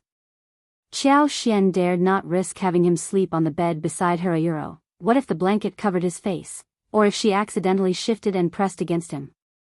After the midwife had instructed her to feed the baby, she nursed him until he drifted off to sleep, then carefully placed him back in the cradle. Beneath the soft blanket, his small head, delicate features, and dark hair were revealed as he slumbered peacefully, radiating an undeniable charm. "He's so cute." "Yes, he's still very obedient. I heard that babies love to bathe. Let's bathe him together in a few days, okay?" "Okay. However, he might be afraid when he enters the water. We have to let him hold our fingers. That way, he should feel safe. He's still young." "How would he know this?" "Who said that?" "He understands."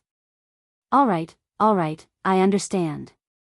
Euro. The two of them gazed at their baby with shared joy and wonder, their words overlapping in their excitement.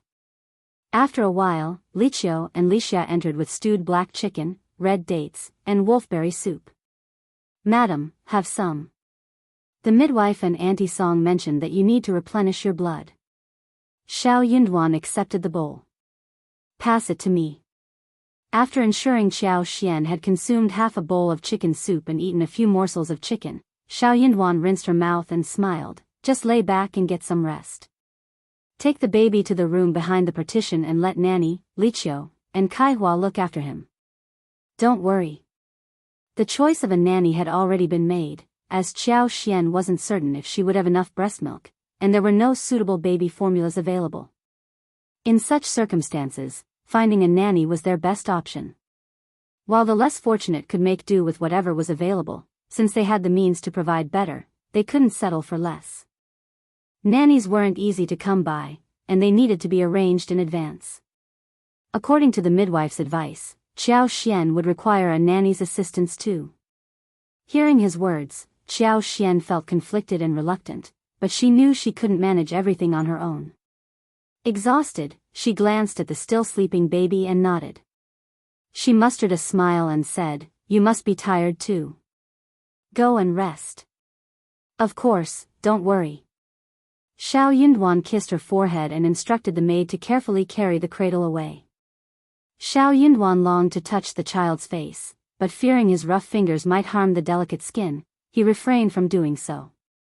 Observing Li Xia and the others wheeling away the baby's cradle, he tucked Xiao Xian in and offered her gentle reassurance before departing. Chapter 1791. Preparing to move. At this moment, it was almost dawn. In the dark blue and black intermediate sky, the morning star was as dazzling as a diamond. It hung alone in front, its position so low that it seemed like it could be raised with a raise of its hand. It was almost dawn. Xiao Yunduan was so excited that he was no longer sleepy. He simply went to the study and sat down quietly.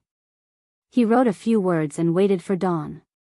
He and Xiao Xian's baby was finally born smoothly. He was both happy that he was a beginner father and felt that this was a good sign and a good sign. His child was born successfully, and his wife seemed to be in good condition. After a few days of nourishment and confinement, her body was still very healthy. Then, he could plan his next step. He could not continue like this. Sooner or later, he would be ready to take action. He had been in An's province for almost a year, but he had not done anything. He had taken control of the prefect's office and solved the problem of the rice seeds and the debt owed by the state office, which was nothing to Xiao Yunduan. Any one of these three questions was enough to crush a normal prefect lord to the point where he had no choice but to submit. But for Xiao Yunduan, it was just a passive way to solve the problem. This was worlds apart from his beginner's heart. A dark greenish-white hue slowly emerged on the eastern horizon, gradually diffusing and intensifying until the sky brightened with the breaking dawn. As the new day began, the buzz of excitement swept through the city.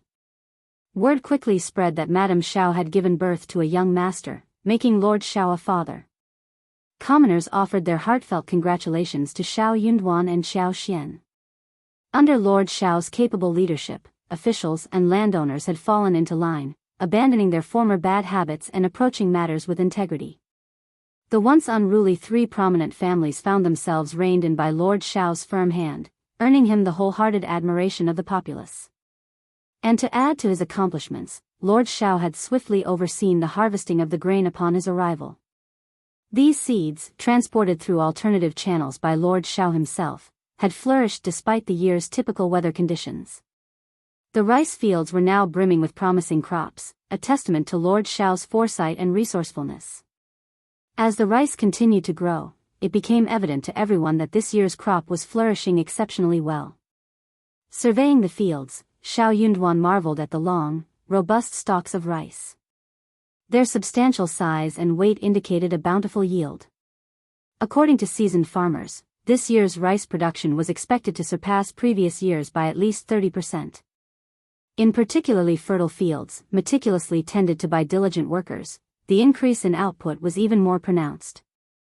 The superiority of these crops was apparent when compared to the rice grown by wealthy landowners through their own channels. Food, the lifeblood of the people, took precedence above all else. The increased food production brought immense joy to the people of An's province, who expressed profound gratitude for Lord Xiao's benevolence. They credited him with coming to their aid like a bodhisattva. With Madame Xiao's successful childbirth and Lord Xiao's newfound fatherhood, the community rejoiced wholeheartedly. They extended their heartfelt wishes for the longevity and happiness of the entire Xiao family, including the newly arrived young master. Chapter 1792. Happiness. The news of Xiao Xian's successful delivery spread quickly among the prominent families, prompting them to dispatch women to deliver congratulatory gifts. Following An's province's customs, only close relatives and dear friends would attend the third birthday celebration, while the one-month-old celebration typically saw a broader circle of guests. During the confinement period, it was customary to send gifts and visit the mother's home to offer congratulations and support. Guests wouldn't bring gifts on the day of the banquet, as the host would have already prepared tokens of appreciation, usually in the form of wedding noodles and eggs. In light of this, the various families began preparing their gifts, organizing groups to send their regards. Upon learning of Qiao Xian's delivery, Mrs. Guan's heart sank. While she didn't wish harm upon Qiao Xian or the child, she harbored hopes of a difficult delivery, perhaps even near death. In her ideal scenario, the child would have been a girl, complicating Lord Xiao's sentiments and tarnishing the couple's relationship. Such an outcome would have brought her immense satisfaction. Unexpectedly, everything went smoothly with the delivery, much to Mrs. Guan's dismay.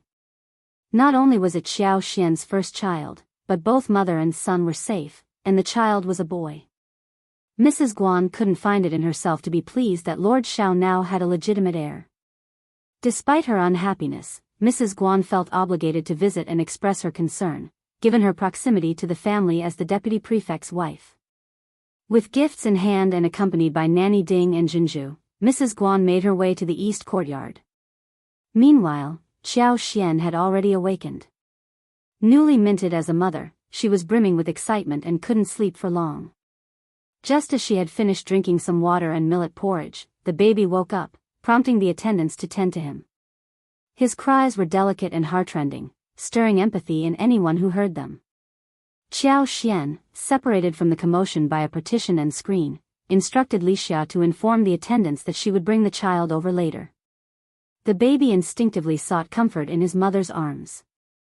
As Qiao Xian gently patted him and spoke soothing words, the baby quieted down, finding solace in her familiar voice and heartbeat. With tearful eyes, he gazed at Qiao Xian, melting her heart with his innocence and vulnerability. She couldn't help but feel a surge of love for her son. What an endearing little creature he was. After nursing the baby and lulling him back to sleep, Qiao Xian entrusted him to the nanny, who carefully placed him in the cradle.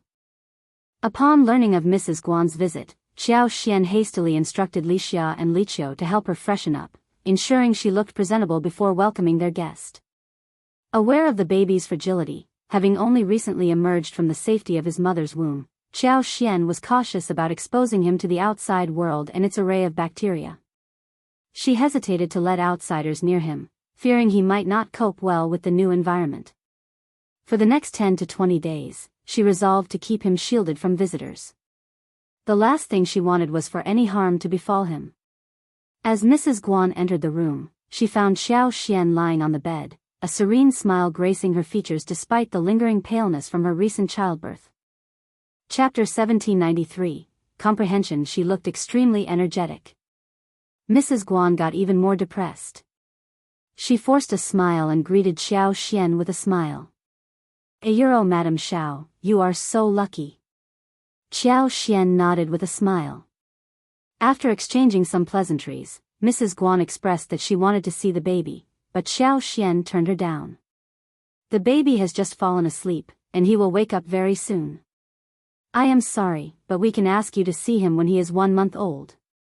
Mrs. Guan didn't push to see the baby, but Qiao Xian's words left her feeling slighted.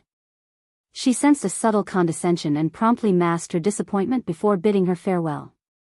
Qiao Xian paid her reaction no mind, convinced that Deputy Prefect Guan's woes were just beginning. Even a deputy prefect finds trouble, surely, she's not exempt. Meanwhile, Xiao Yunduan had intended to return home earlier to spend time with his wife and son, but office duties kept him busy until noon. Upon his arrival, he changed into fresh clothes as his wife had instructed. During this delicate time, they couldn't risk bringing any dust near their fragile baby. Qiao Xian smiled warmly as she saw him, her lack of inhibition evident. Welcome back. Xiao Yunduan's gaze lingered on her, his heart quickening. It had been too long since they last shared intimacy, as any man would, he yearned for it. Carefully, he settled beside her on the bed, gently cradling their child. As he felt the softness of the swaddled bundle, happiness and tenderness flooded his heart. After feeding the baby, Qiao Xian put down her clothes and realized what she looked like in front of him. Stunned, she couldn't help but laugh. The contrast between being a mother and not was stark. In the past, she'd never have felt so unhurried, let alone unembarrassed. Now, though, it all felt perfectly natural. Qiao Xian had a sudden realization. She used to judge mothers nursing in public harshly, seeing it as shameless. But now, she understood. In this phase, maternal love took precedence. Everything else faded in comparison. This transformation felt organic yet inexplicably Euro, a truth she couldn't deny.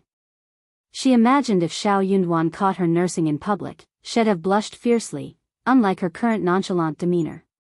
Xiao Xian gazed fondly at the baby in her arms, struck by his beauty.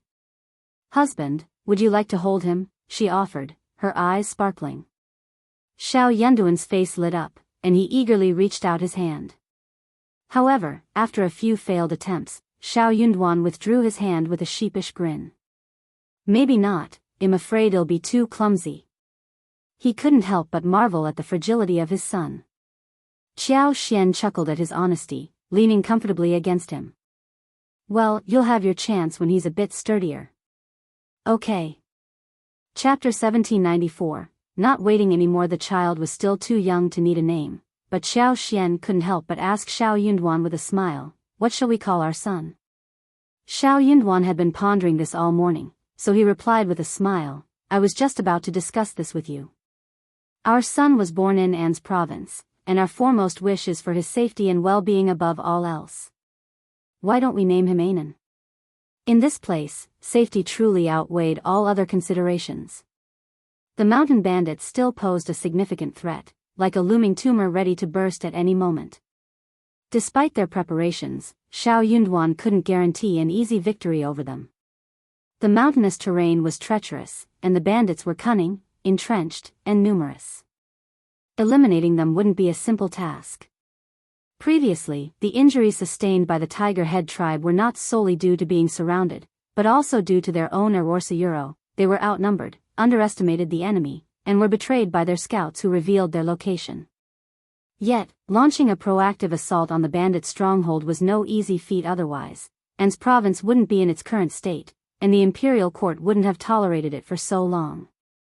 In their previous interactions, Xiao Yunduan had only demonstrated his strength and reluctance to be trifled with, urging everyone to mind their own business. But that wasn't enough for him. He was determined to crack this tough nut. Conquering the bandits would not only secure his promotion but also provide a fallback plan. Even if he couldn't recover from his current predicament, no one would dare to cross him lightly. At that moment, he had the freedom to choose his path: advance or retreat, ensuring the safety of his family. The entrenched bandits posed a significant threat to An's province, and as an ambitious young official, Xiao Yunduan was eager to make a difference for the local people. Peace. It seemed like a simple concept, but achieving it here was anything but easy. Yet, it was the most heartfelt wish and the ultimate aspiration. Xiao Xian grasped the depth of Xiao Yunduan's intentions, her heart softening as she nestled against his arms. Anan is a wonderful name, indeed. Anan, stay safe, my love. We'll be all right. Yes, we will, he affirmed. Their smiles met in silent agreement before they shared a tender kiss. After their moment together, Xiao Yunduan arranged for someone to take the child to rest. He had one more matter to discuss with Xiao Xian. Xiao Xian instructed the nanny, Aunt Zhu, to care for Anan, entrusting her to the capable hands of Kai Ming and Kai Yun, who were responsible for her well-being. Anan proved to be a finicky eater, only willing to nurse from Xiao Xian herself. Despite Aunt Zhu's efforts, Anan adamantly refused to feed from her. Tears welled in her eyes as she turned her head away, rejecting the offered breast. With limited milk production, Xiao Xian resorted to spoon-feeding Anan milk from a bowl, finally coaxing her to eat. Wife, the autumn harvest is approaching, which means heavy taxes. The Fan family, with their vast lands, will likely lead the resistance and cause trouble. I see an opportunity to address this issue along with Deputy Prefect Guan Euro. It was clear they couldn't allow vermin like Deputy Prefect Guan to persist into the new year. Chapter 1795. Tax. Xiao Yunduan knew he couldn't confront the bandits without first rooting out the corruption within the state office. An attack from both inside and out could spell disaster. Xiao Xian wholeheartedly agreed. To tackle external threats, they had to address internal ones first. It was imperative to deal with Deputy Prefect Guan and his cronies before they could effectively combat the bandits. By the time she emerged from confinement, she'd be able to lend her support in handling the bandits. Since giving birth, Xiao Xian felt her powers gradually returning, perhaps even stronger than before. If you have a plan, go ahead. I'll take care of Anan. We rarely venture out, so don't worry about us, she assured him. Xiao Yunduan gently held her hand, his expression pained. I must confess, my actions may disrupt Anan's 1-month celebration. I feel guilty towards you and our son. Naturally, he wished for their eldest son's celebration to be a joyous occasion. Yet, once he initiated action, there was no telling if someone would exploit the event to cause trouble. Xiao Xian's response was immediate and understanding. Anan won't hold it against you, and neither will I. We understand what truly matters. Besides, having Deputy Prefect Guan's family residing in the West Yard isn't appropriate. I hope they vacate soon. Living in close proximity within the state office compound meant frequent interactions, which heightened Xiao Xian's concern, especially now with a newborn. The infant was too fragile to withstand even minor mishaps. Their safest option was to compel Deputy Prefect Guan's family to leave. Yet, they were entitled to reside in the government office compound, making eviction without cause impractical. Unless Deputy Prefect Guan ceased to hold his position, their situation remained unchanged. Moreover, there was no need to delay any longer. With the child safely born and Xiao Xian gradually recovering, action could be taken. Surely, they couldn't allow Meng Wanfu and Ding Xiang's associates to linger indefinitely. As time passed, the risk of their presence being discovered increased, diminishing their effectiveness as a surprise asset. Though Xiao Yunduan knew Xiao Xian would support his decision, he couldn't shake the guilt. Gently, he touched her face, offering reassurance. Reminding himself to treat her kindly, he vowed to do just that. The following day, Xiao Yunduan convened a meeting with Deputy Prefect Guan, Jia Hemming, and other officials to discuss post-harvest taxation.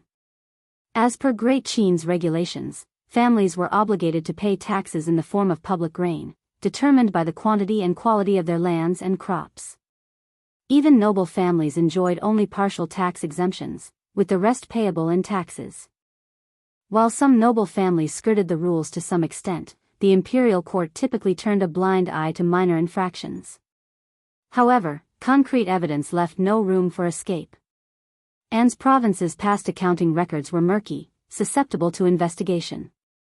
Any revelations would throw the entire province into disarray, rendering it ungovernable.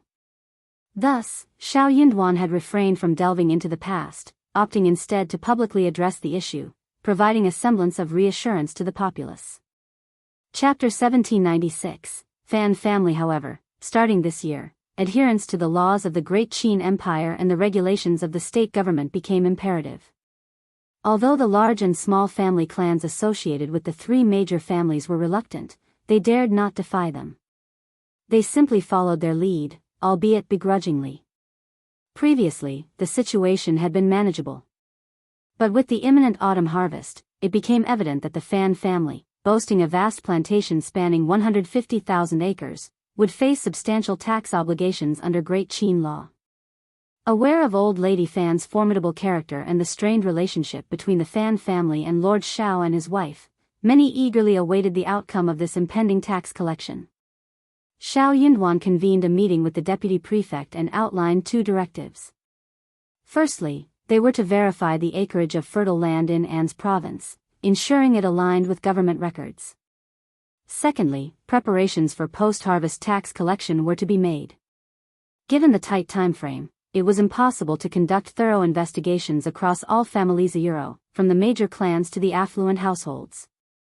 In reality, as long as the three major families cooperated, the compliance of other families was assured. However, the pivotal question remained: would the three great clans, especially the Fan clan, cooperate? As Xiao Yunduan broached the subject, silence enveloped the room. After a moment, he glanced at his colleagues. This matter concerns the stability of An's province and each one of us. Does anyone have anything to add? Taxation was essential for funding various public projects vital to the welfare of Anne's province's residents, including infrastructure repairs, canal maintenance, and provisions for emergencies like famine or shortages. Initially, a portion of the taxes collected across various regions was expected to be remitted to the national treasury. However, Anne's province operated under unique circumstances. For over a decade, it hadn't forwarded any taxes to the imperial court. Naturally, the imperial court wasn't inclined to provide funds to Anne's province without justification. The province had to rely on its own resources. Any prefect daring enough to request funds for food distribution risked investigation by imperial officials. Failure to justify such requests would spell trouble for the prefect. It was deemed unreasonable for a region to be self-sufficient without contributing taxes. Consequently, prefects refrained from petitioning the imperial court for financial aid, preferring instead to borrow from local affluent individuals. Given the prevailing submission, dissent was unheard of. Yet, Anne's province defied conventional norms. Here, strength often trumped logic. Xiao Yunduan grinned. In that case, let's proceed as follows. Deputy Prefect, you'll oversee the land inspection. Within 10 days, we'll scrutinize the holdings of the 3 major families. Prior to the autumn harvest and tax collection, I expect all families with over 300 mu of land to undergo examination. Chapter 1797, Pulling Together, handle this matter separately. Personally oversee the inspections of the 3 major clans. If any issues arise, inform me promptly, understood? Xiao Yunduan instructed. Deputy Prefect Guan seethed inwardly. What could he do? Certainly not this. Wasn't this essentially setting him up to offend someone and face the consequences? In the past, he might have agreed without hesitation. It would have been easy, just a matter of deceiving them. But now, he doubted he could deceive Lord Xiao. Were the 3 great clans individuals he could afford to offend? He certainly didn't want to provoke their ire. What would he gain from offending them? He could kiss any hopes of skimming from tax collections goodbye. Given the circumstances, why subject himself to such a thankless task? Yet, he couldn't refuse. His previous mistake had been convalescing for so long that Lord Xiao had capitalized on his absence to suppress his allies and consolidate power. By the time he returned, it was too late. Now, with Lord Xiao assigning him a task and him citing illness, it would only broadcast his fear and incompetence to everyone. Life in the state office would become even more unbearable. His already dwindling prestige would likely vanish entirely. My lord, entrusting me with this task demonstrates your trust and regard. I accept your orders willingly. However, I do have a request. Please assign Jia Hemming and Jia Shuming to assist me. Grant me this favor, he requested. If he were to fall, he wouldn't let Jia Hemming bear the burden alone. The scribes exchanged knowing glances with their peers, silently acknowledging the deputy prefect lord's astuteness. Xiao Yunduan turned his gaze towards Jia Hemming. Internally, Jia Hemming sneered. Rising from his seat, he bowed to Xiao Yunduan. My lord, I have always been eager to assist you and serve the people of Anne's province. Am more than willing to take on this responsibility. You've made the right choice. Xiao Yunduan exclaimed with a hearty laugh, nodding in approval. In that case, you'll collaborate with Deputy Prefect Guan. Proceed with haste. Should you require additional manpower, enlist support from the government office. You have my backing. Thank you, my lord. Deputy Prefect Guan grew weary of hearing Xiao Yunduan's praise. While he remained indifferent to Lord Xiao's compliments, he couldn't stomach witnessing praise lavished upon others, particularly Jia Hemming. With the matter settled, word of it quickly spread throughout Anne's province, disseminating to the 17 subordinate towns. The Mei family possessed the smallest tract of fertile land, concealing a mere 2,000 mu. However, they hadn't intentionally obscured this information, it simply hadn't been worth the trouble to register with the government.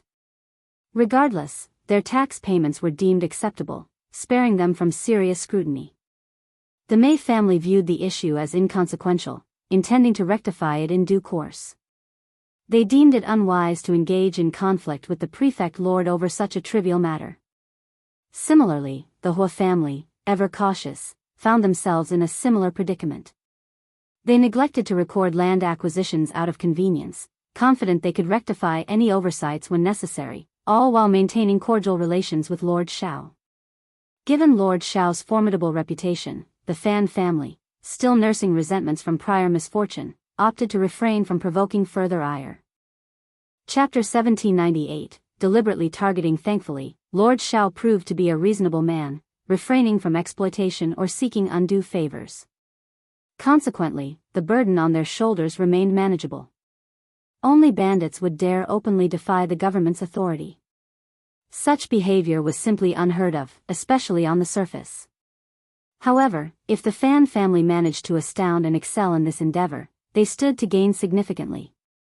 It was a scenario to hope for. The Hua brothers exchanged jests in private, pondering the unpredictable tactics old lady Fan might employ this time. With a vast expanse of 200,000 mu of fertile land, the Fan family's decision not to utilize government-provided seeds resulted in a yield akin to the previous year, roughly 600 caddies per mu.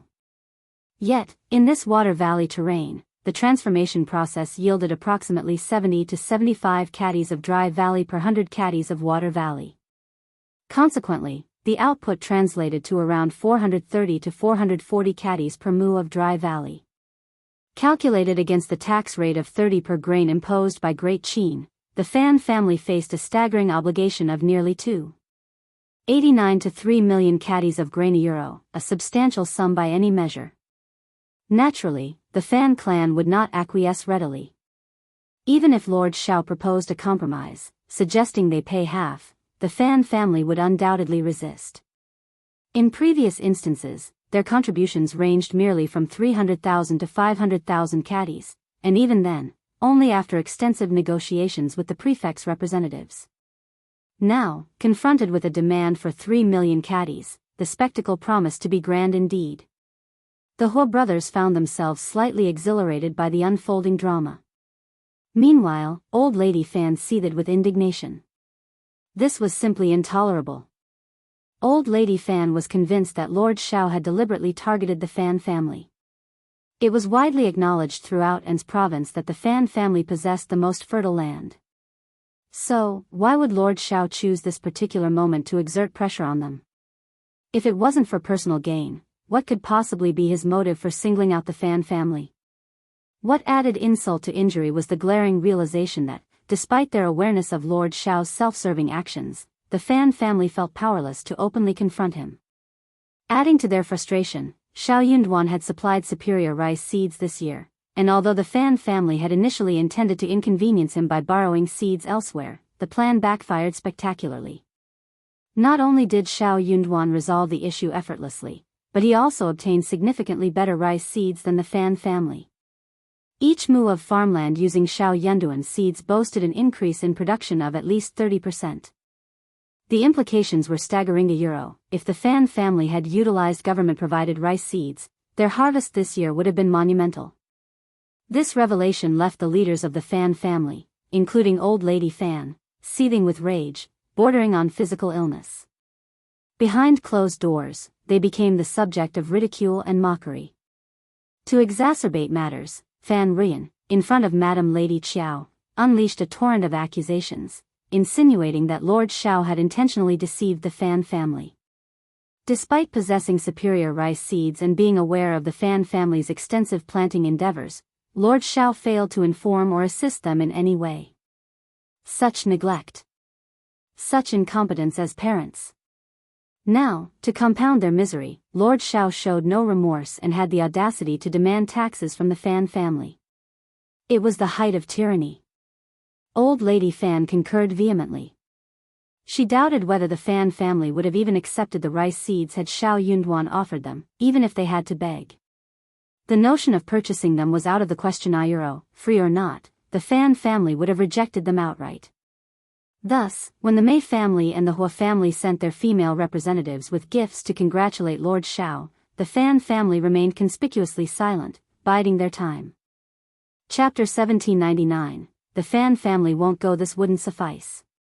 With the birth of Lord Xiao's son, the Mei family and the Hua family had already paid their respects. Numerous other esteemed families had followed suit. It would be deemed improper for the Fan family to abstain. Refusing to attend would invite ridicule, painting them as petty and small-minded. Both madams of the Fan family were irked by mother-in-law's obstinacy and lack of decorum. Yet, attempting to sway her would only result in further conflict, ensuring their own reluctance to attend. Should they relent and attend, they would undoubtedly face reprimand. As seasoned grandmothers, they harbored no inclination to endure such admonishment. The two old masters of the Fan family found themselves powerless to influence their wives in this matter. Laden with guilt and devoid of recourse, they resolved to act independently. Their efforts, however, were swiftly met with their mother's scathing reproach. "What are you thinking? That Xiao character harbors ill will toward our Fan family. Despite our strained relations, he deigns to offer congratulations. You too disappointments. Will you present your other cheek after being slapped? You too are utterly insufferable. Even Ener shows more spine than you. You bring disgrace upon our family. You are forbidden from attending. The Fan family shall not stoop to such servility." The two old masters endured the barrage of scolding, their chests tight, vision dimming. Shame and resentment coursed through them, but they gritted their teeth and endured. Such was the burden of filial obligation. Were she not their mother by blood, fisticuffs might have ensued long ago. Yet, Fan Rian's incendiary words only served to stoke the flames. "Elder brother, second brother, it's plain to see that Lord Xiao is exploiting our family's position. If we extend further courtesies, we only diminish our dignity and embolden his arrogance. Don't blame me for my ire. If you have the time to dwell on this, why not devise a strategy to address Lord Xiao and curb his arrogance? That would be in the best interest of the Fan family." These words held undeniable truth. Resolving this matter amicably was imperative to mitigate the Fan family's losses. Yet, upon hearing Fan Rian's admonition, the two old masters of the Fan family felt an overwhelming sense of revulsion. For the 108th time, they lamented their decision to allow this woman into their family. Why hadn't they married her off instead? Regret consumed them. Consequently, the entire city became aware that the Fan family abstained from presenting gifts to Lord Xiao. Xiao Xian and Xiao Yunduan remained indifferent.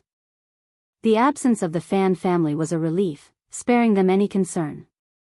On the day of the baby's birth, Xiao Yunduan dispatched messengers to spread the joyful news to Yuzhang. The Yuezheng family expressed their happiness upon hearing the news and relayed it to Shouting Village. Despite her son, daughter-in-law, and grandson's absence, Ms. Fang radiated joy in the village. She paid respects to their ancestors and planned several small banquets to honor the land officer, village elders, and those close to them. Furthermore, she requested the Yuezheng family to deliver clothing, shoes, socks, swaddling clothes, longevity locks, gold bracelets, red dates, and cubelos for the expectant mother. Ms. Fang also gifted Xiao Xian 500 taels of silver, a gesture of respect despite knowing she lacked nothing. Ms. Yan and Mei Qing, considerate as ever, prepared gifts for each family member, entrusting the Fan family to deliver them accordingly.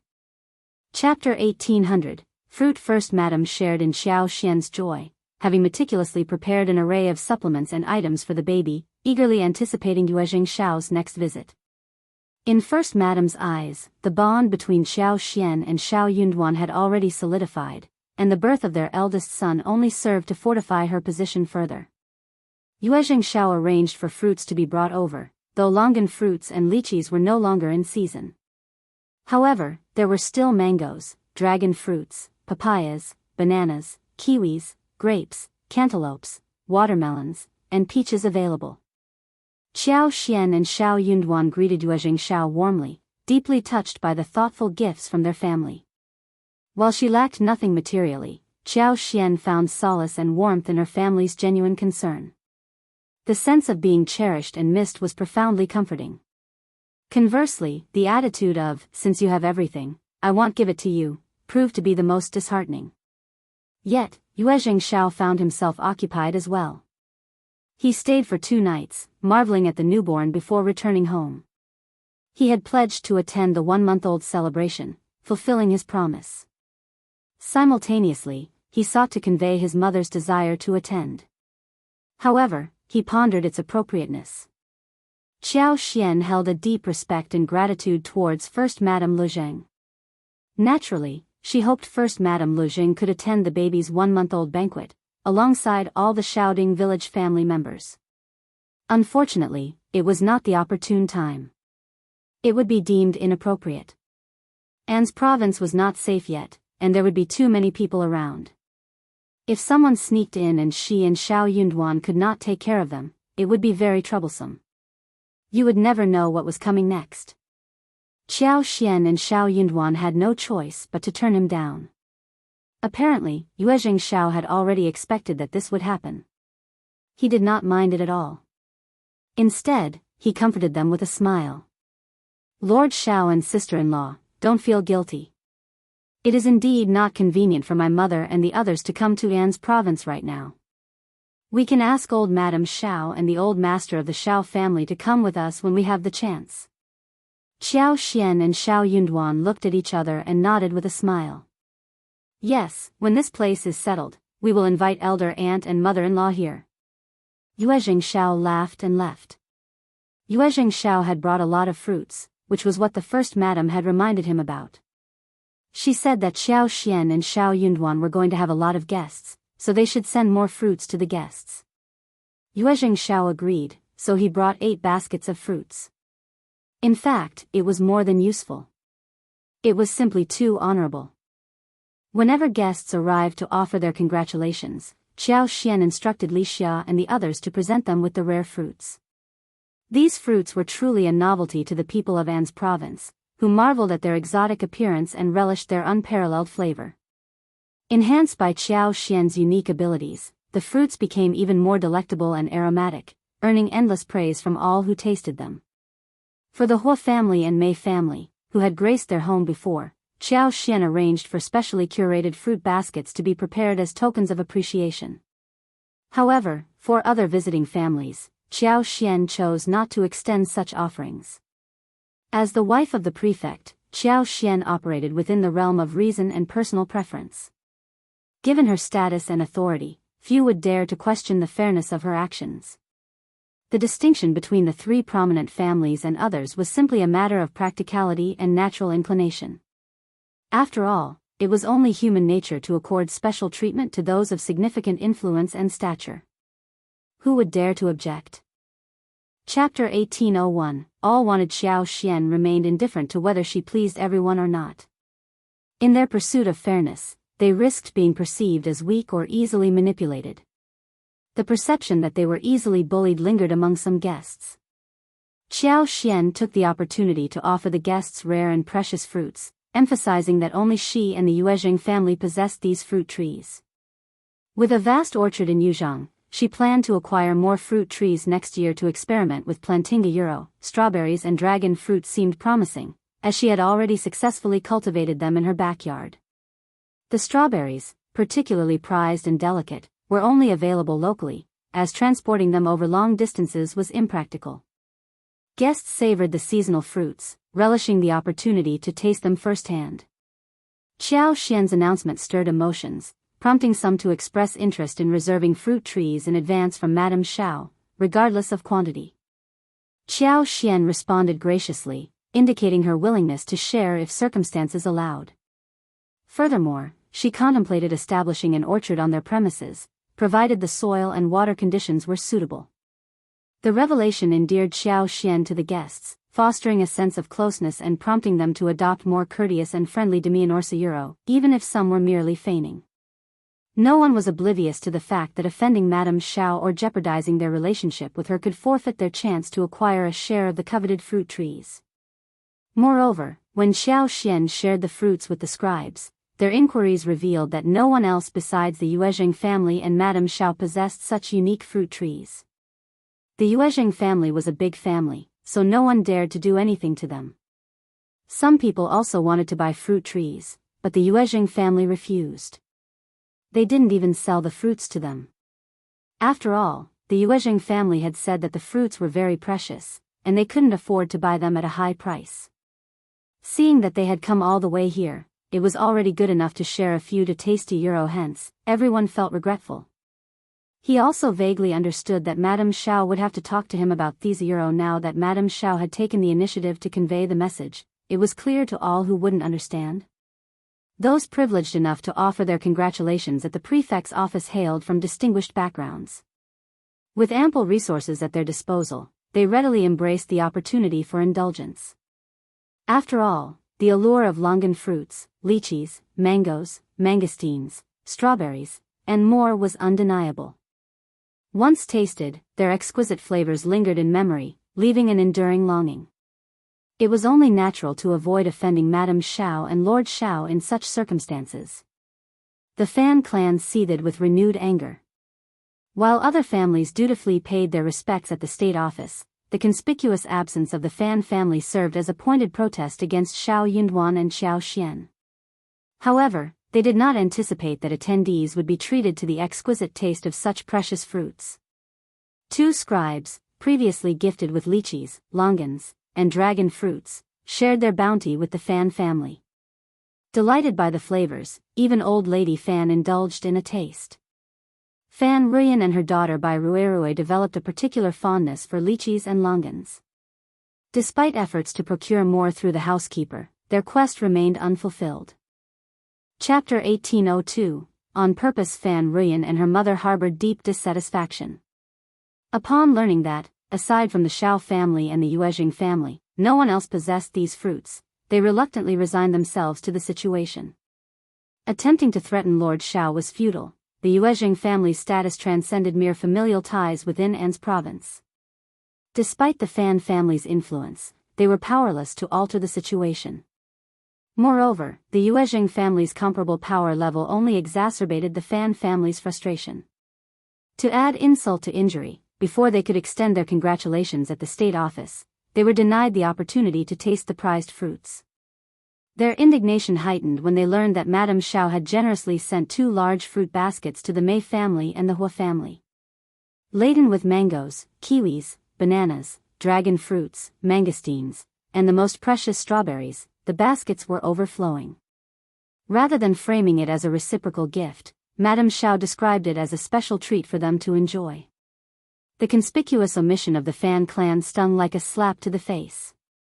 Old lady Fan seethed with fury.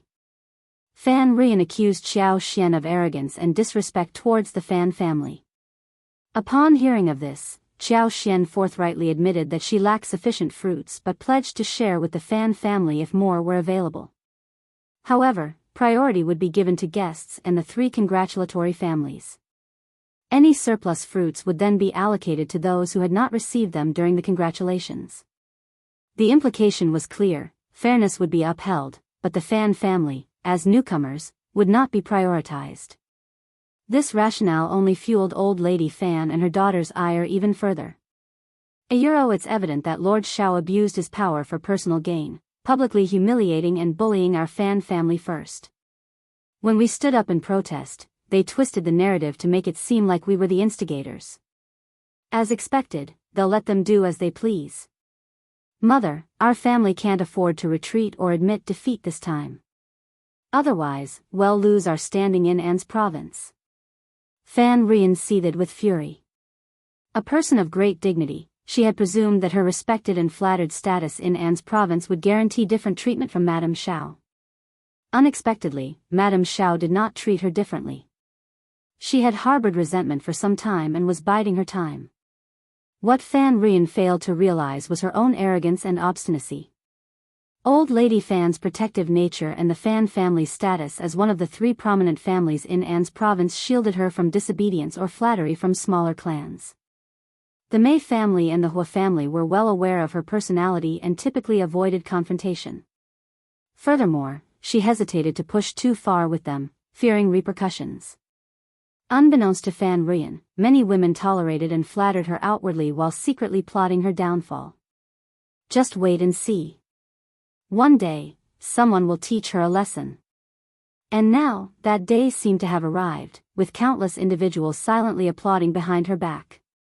Old lady Fan remained resolute on the matter of taxes. 3 million kilograms of dry grains equated to a considerable sum, given the current market prices.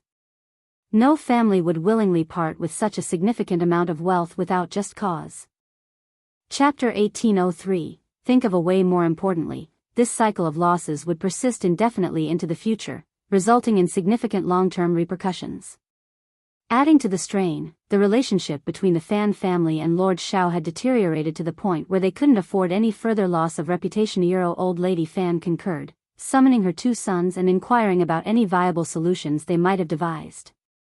Their plan had initially revolved around a private meeting with Lord Xiao, offering him increased benefits compared to previous years in a plea for leniency. Yet, despite their efforts, when Lord Xiao greeted them warmly, he steadfastly refused their offerings, opting instead to lecture them tirelessly on the laws of the Great Qin Empire. The elder members of the Fan family found themselves rendered speechless, their chests constricted with tension. First Old Master Fan clenched his teeth, realizing that even doubling the benefits promised to Lord Xiao failed to sway him. Meanwhile, a bitter smile crept onto the face of the other elder, First Old Master Fan, as he acknowledged Lord Xiao's indifference to their modest offerings. It seemed evident that such a trifling sum held no allure for him, especially considering his substantial wealth, which surpassed 600,000 taels of silver without hesitation. With covert operations ruled out, the two elders reluctantly abandoned their initial strategy, compelled to explore alternative avenues. Even in the absence of their mother's prompting, they were already racking their brains to devise a solution. After all, enduring such annual losses over an extended period was simply untenable. Learning of their failed attempt to persuade Xiao Yunduan, Old Lady Fan's expression soured with a mixture of anger and disdain. Why must you subject yourselves to such humiliation? Lord Xiao will not yield unless we offer him everything we possess. Mother speaks the truth. Elder brother, second brother, your judgment has faltered. Are you not aware of the true nature of Lord Xiao and his wife? Do you not grasp how they regard our family? Why must you persist in this futile endeavor? In my estimation, even if we were to seek an audience, Lord Xiao would remain elusive. Would it not be wiser to approach Deputy Prefect Guan instead? The two elder members of the Fan family were taken aback, a realization dawning upon Themeyuro's second Old Master Fan furrowed his brow once more. But can Deputy Prefect Guan assist us, considering his responsibilities over field investigations and tax collection? Old Lady Fan scoffed, her tone sharp. Isn't that convenient? Precisely because he oversees these matters, it's fitting. Deputy Prefect Guan has been stationed in An's province for a decade. What doesn't he know? I refuse to believe there's no one loyal to him within the government office. If he truly wished to conceal something from that Xiao character, it would be child's play. Why didn't you two consider this? Thankfully, we have the insight of the younger generation. The countenances of the two elder Fan masters soured. Yet, Fan Rian interjected with a smile, Mother, don't fault elder brother and second brother. It simply slipped their minds momentarily. Besides, as a member of the Fan family, it's my duty to contribute. I always knew you were capable and dutiful. The two elder Fan masters remained silent, their spirits dampened. Having failed to secure an audience with Xiao Yunduan, they hesitated to approach Deputy Prefect Guan directly. Instead, they dispatched a representative to gather information about the inner workings of the office. Failure to devise a successful strategy would leave them with few alternatives. After all, who would willingly abandon such a significant matter without exerting every effort? Their inquiries, however, yielded increasingly shocking revelations. Having no official ties to the government, they had paid scant attention to the affairs of the state office. Their knowledge was limited to the reputation of Lord Xiao's authoritarian rule and the exodus of many long-standing officials and scribes from the government office. Chapter 1804. They are done. This was a common occurrence. As the saying goes, a new emperor brings new ministers. Who could fault Lord Xiao for strategically placing his own allies within the government office? Such tactics were par for the course. However, what caught them off guard was the outcome of the clashes between Lord Xiao and Deputy Prefect Guan. Despite Deputy Prefect Guan's efforts to assert his authority, both openly and covertly, he found himself outmaneuvered time and again by Lord Xiao, suffering significant setbacks in the process. The bitterness welled up within the two brothers. Would seeking assistance from Deputy Prefect Guan truly yield any results? They couldn't afford to risk everything and come back empty-handed. Reflecting on the rumors they had heard about Xiao Yunduan's immense wealth and his victories over the Tiger Head tribe, the Fan brothers decided to reassess their approach. Their astute business instincts warned them that this venture held little promise. If this trend persisted, it could spell the end.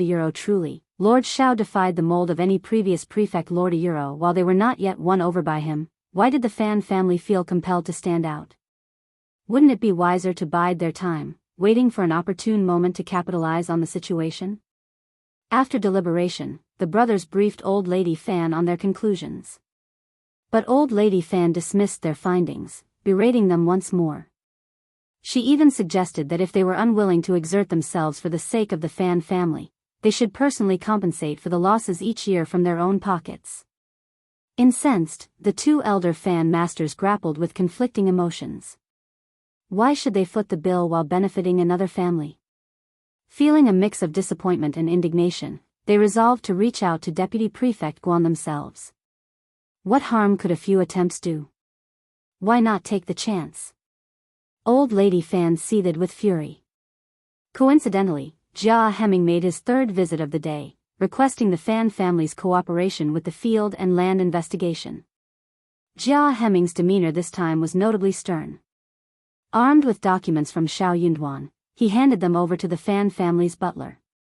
His resolute stance made it clear that he intended to commence comparing documents the following morning, scrutinizing discrepancies. Should the Fan family refuse to cooperate, he warned, bailiffs would be compelled to enter the premises. Old Lady Fan's anger surged. She ordered the gatekeeper to eject Jia Hemming from the premises. After all, Lord Xiao held the position of prefect. While she might be powerless against him, she couldn't tolerate such insolence from a mere underling. The Fan clan hadn't sunk so low as to endure such disrespect. Fan Rian shared in her grandmother's indignation. With a disdainful smirk, she remarked, using a chicken feather as an arrow, indeed. Just a lowly scribe. In the days of the previous Lord Prefect, even such a minor functionary would bow respectfully in our presence. This is utterly preposterous. If he wishes to play the game of arrogance, let him revel in it for a lifetime. Those who lack foresight will inevitably meet their downfall. Old Lady Fan's disgust only grew. Who does this Jia think he is? How dare he flaunt his authority before the Fan family? If we fail to reprimand him, he'll remain oblivious to the boundaries of respect. He must learn the consequences of his impertinence. Mother always knows best. Fan Rian's eyes gleamed with determination. I'll handle it immediately.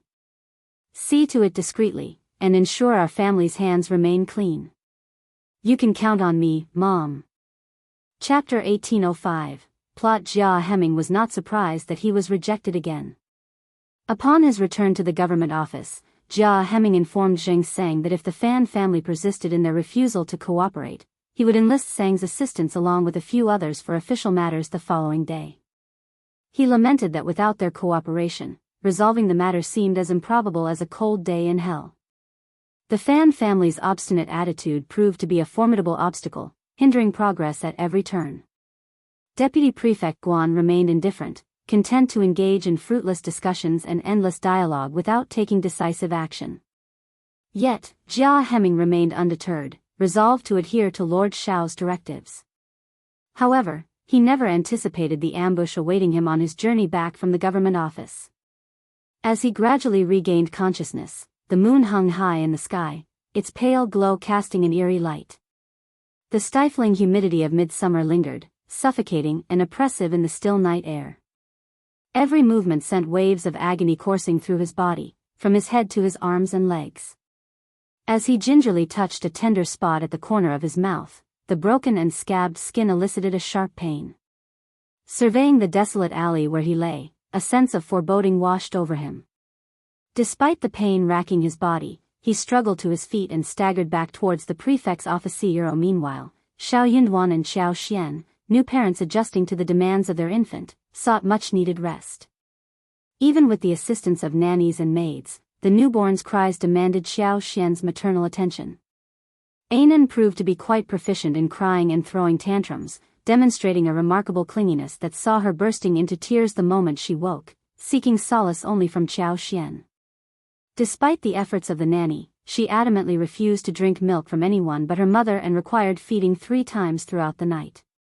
As a result, the nanny and maids primarily assisted with basic tasks such as changing diapers, adjusting bedding, and entertaining Anan when she was awake. Xiao Xian briefly contemplated allowing Anan to cry it out and rely on the servants for comfort, but her maternal instincts won out each time, unable to bear her child's distress.